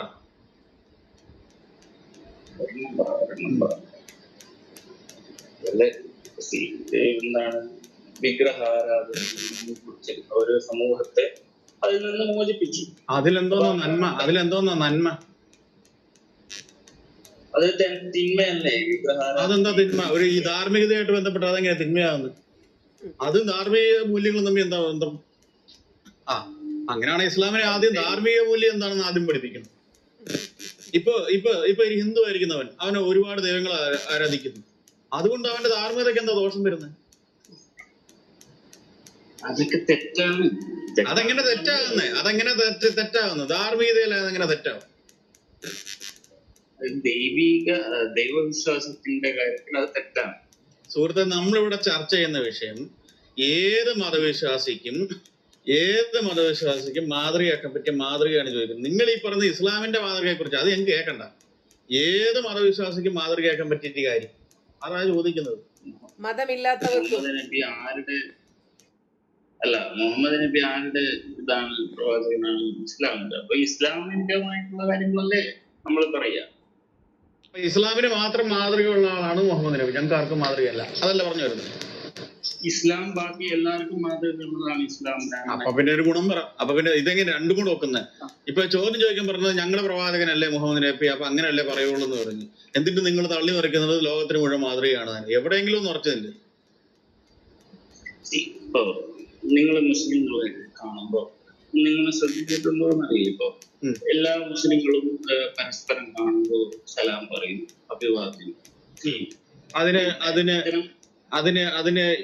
മുഹമ്മദിന്റെ അല്ലെങ്കിൽ ഇസ്ലാം അനുവദിക്കുന്നുണ്ടോ? ശരിക്കും ഒരു ക്രിസ്ത്യാനിയുടെ യഹൂദനോട് സലാം പറയാൻ ഇസ്ലാം അനുവദിക്കുന്നുണ്ടോ? അവര് ചെയ്യുന്നുണ്ട്, പക്ഷെ ഇസ്ലാം അനുവദിക്കുന്നുണ്ടോ? അല്ല, ഞാൻ പറയാ മുസ്ലിങ്ങൾ ചെയ്യാറുണ്ട്, അത് സംബന്ധിച്ച്. പക്ഷെ ഇസ്ലാം അനുവദിക്കുന്നുണ്ടോ? മുസ്ലിങ്ങൾ ഇപ്പൊ ഇസ്ലാം പറയാതെ ചെയ്യരുതെന്ന് പറഞ്ഞ എന്തോരം കാര്യങ്ങൾ മുസ്ലിങ്ങൾ ചെയ്യുന്നുണ്ട്. അള്ളാഹു പറഞ്ഞിട്ടുള്ള എന്തോരം കാര്യങ്ങൾ മുസ്ലിങ്ങൾ ചെയ്യുന്നുണ്ട്. നമ്മുടെ ചോദ്യം ഇസ്ലാമിന്റെ ഗ്രന്ഥങ്ങളെ ആശ്രയിച്ചുള്ളതാണ് ചോദ്യം. അല്ലാതെ ഒരു മുസ്ലിം എന്ത് ചെയ്യുന്നില്ല. വെള്ളം അടിക്കുന്ന മുസ്ലിങ്ങളെ ഞാൻ കാണിച്ചു തരട്ടെ? വെള്ളം അടിക്കുന്ന മുസ്ലിങ്ങളുടെ ഞാൻ കാണിച്ചു തരട്ടെ? അപ്പൊ അതല്ല നമ്മുടെ ചർച്ചാ വിഷയം. ഇസ്ലാം പറയുന്നുണ്ട്. അപ്പൊ അതാ ചോദിച്ചത്. ഇസ്ലാമിന്റെ കാര്യം പറയുമ്പോ ഇസ്ലാമിന്റെ കാര്യം പറയണം. മുസ്ലിങ്ങൾ എന്ത് ചെയ്യുന്നു എന്നുള്ളത്. ഈ സലാം പറയാൻ ഒരു മറ്റൊരാളോട് യഹൂദനോട് ക്രിസ്ത്യാനോട് സലാം പറയാൻ ഇസ്ലാം പറയുന്നുണ്ടോ? ചോദ്യം ഞാൻ അങ്ങനെ തന്നെ ചോദിക്കും. പറയുന്നുണ്ടോ? ഇസ്ലാം പറയുന്നതല്ലേ മുസ്ലിങ്ങൾ തമ്മിൽ സലാം ചൊല്ലുക. ഏത് മുസ്ലിങ്ങളോട് സലാം ചൊല്ലാൻ പറയുന്നുണ്ടോ? ഇസ്ലാം പറയുന്നതല്ലേ മുസ്ലിങ്ങൾ തമ്മിൽ സലാം പറയില്ലേ?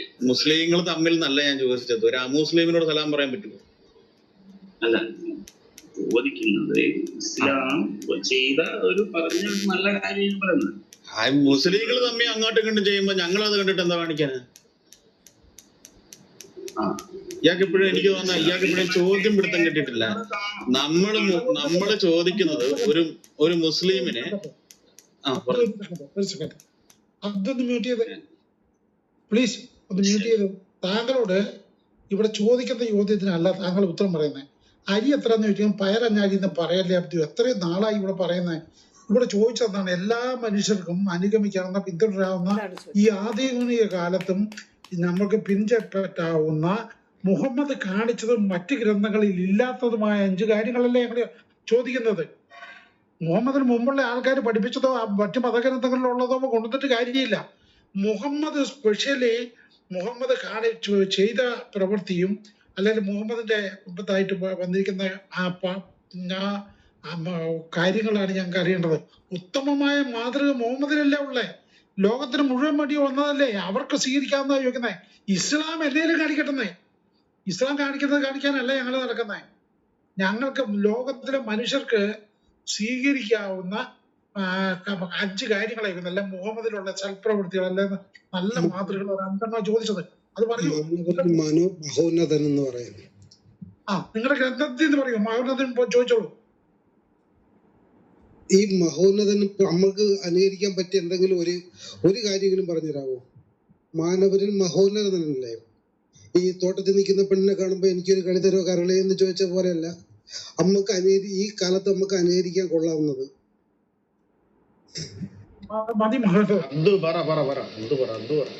അത് ഇപ്പൊ പറഞ്ഞല്ല മുസ്ലിങ്ങൾക്ക് മാത്രം മാതൃകകളായിരുന്നു.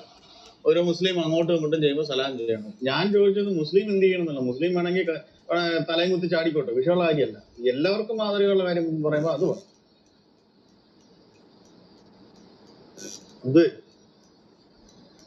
ജെമിനി പറഞ്ഞു കൊടുക്കട്ടെ, റീഡ് ചെയ്തുകൊണ്ടിരിക്കുക.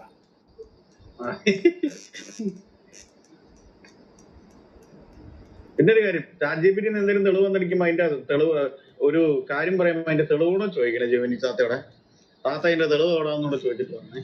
തെളിവ് നോക്കി ഒന്നല്ല, ഞാൻ എനിക്ക് ഇത് ഒരുപാടുണ്ട്. ഇതൊക്കെ നിങ്ങൾക്ക് തന്നെ ഇവിടെ ഒരുപാടുള്ളതിൽ ഒരെണ്ണം പറയാൻ പറ്റത്തില്ല. എനിക്കിത് ഈ മുസ്ലിങ്ങൾ എപ്പോഴും പറയുന്ന ഡയലോഗാണ്. ഒരുപാടുണ്ട്, ഒരുപാട്.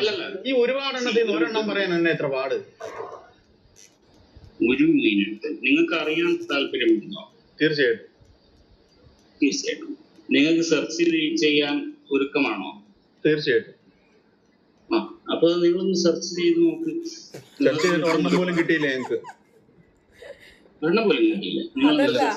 അതല്ല, ആളെ സെർച്ച് ചെയ്തിട്ട് അങ്ങോട്ട് കിട്ടുന്നതൊന്നും പുറത്തു പറയാൻ പറ്റുന്നില്ല. അതുകൊണ്ട് ഇപ്പൊ നമ്മളോട് പറയാണ്, നിങ്ങൾ പഠിക്കാൻ തയ്യാറാണ്. അതെ, നിങ്ങൾക്ക് നബിയുടെ മാതൃകകൾ വേണം എന്നാ പിന്നെ നിങ്ങളൊന്ന് സെർച്ച് ചെയ്ത് നോക്കാനെന്ന്.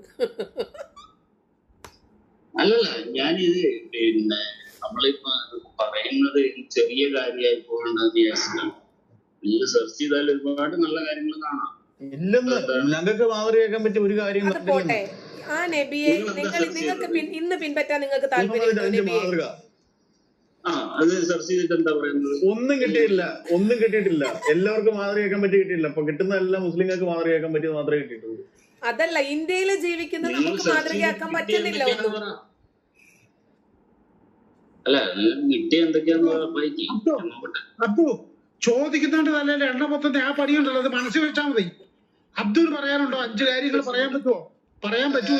അതേ ചോദിക്കണ്ട. നിങ്ങൾക്ക് എന്നൊക്കെ കിട്ടിയത്? മുഹമ്മദ് നബി ഒരുപാട് നിക്ക്.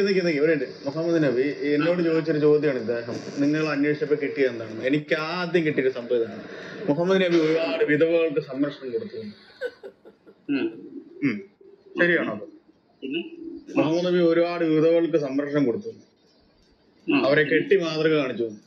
അത് ഒറ്റയ്ക്ക് കെട്ടി മാതൃക കാണിച്ചു, വേറെ ആർക്കും കൊടുത്തില്ല സംരക്ഷിക്കാൻ അവസരം.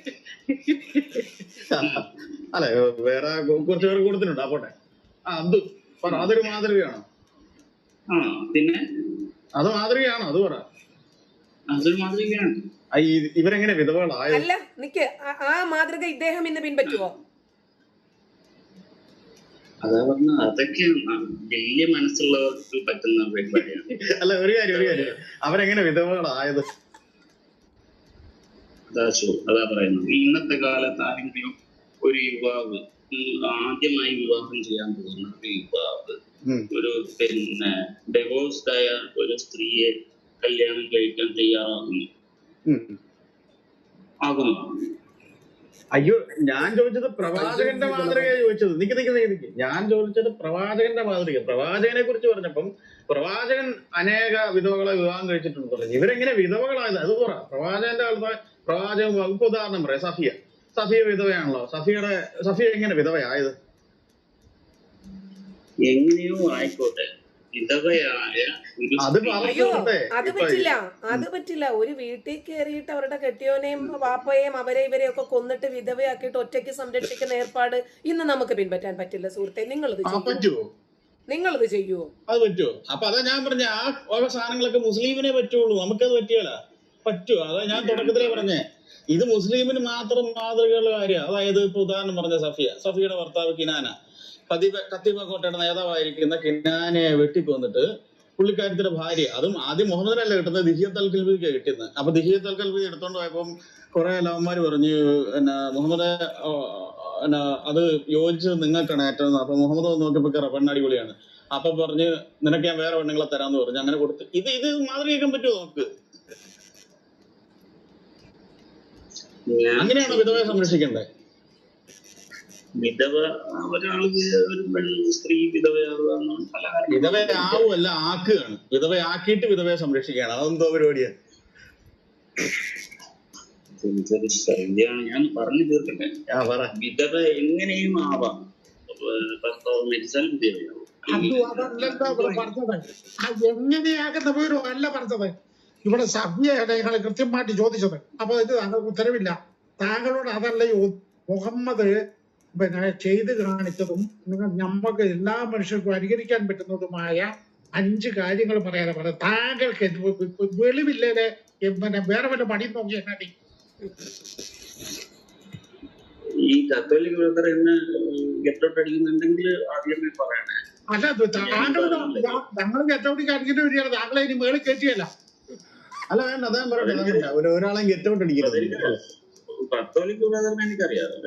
അല്ല, ചോദിച്ചൊരു ഉത്തരം പറ. ചോദിച്ചു അപ്പൊ അരിയും മുഞ്ചി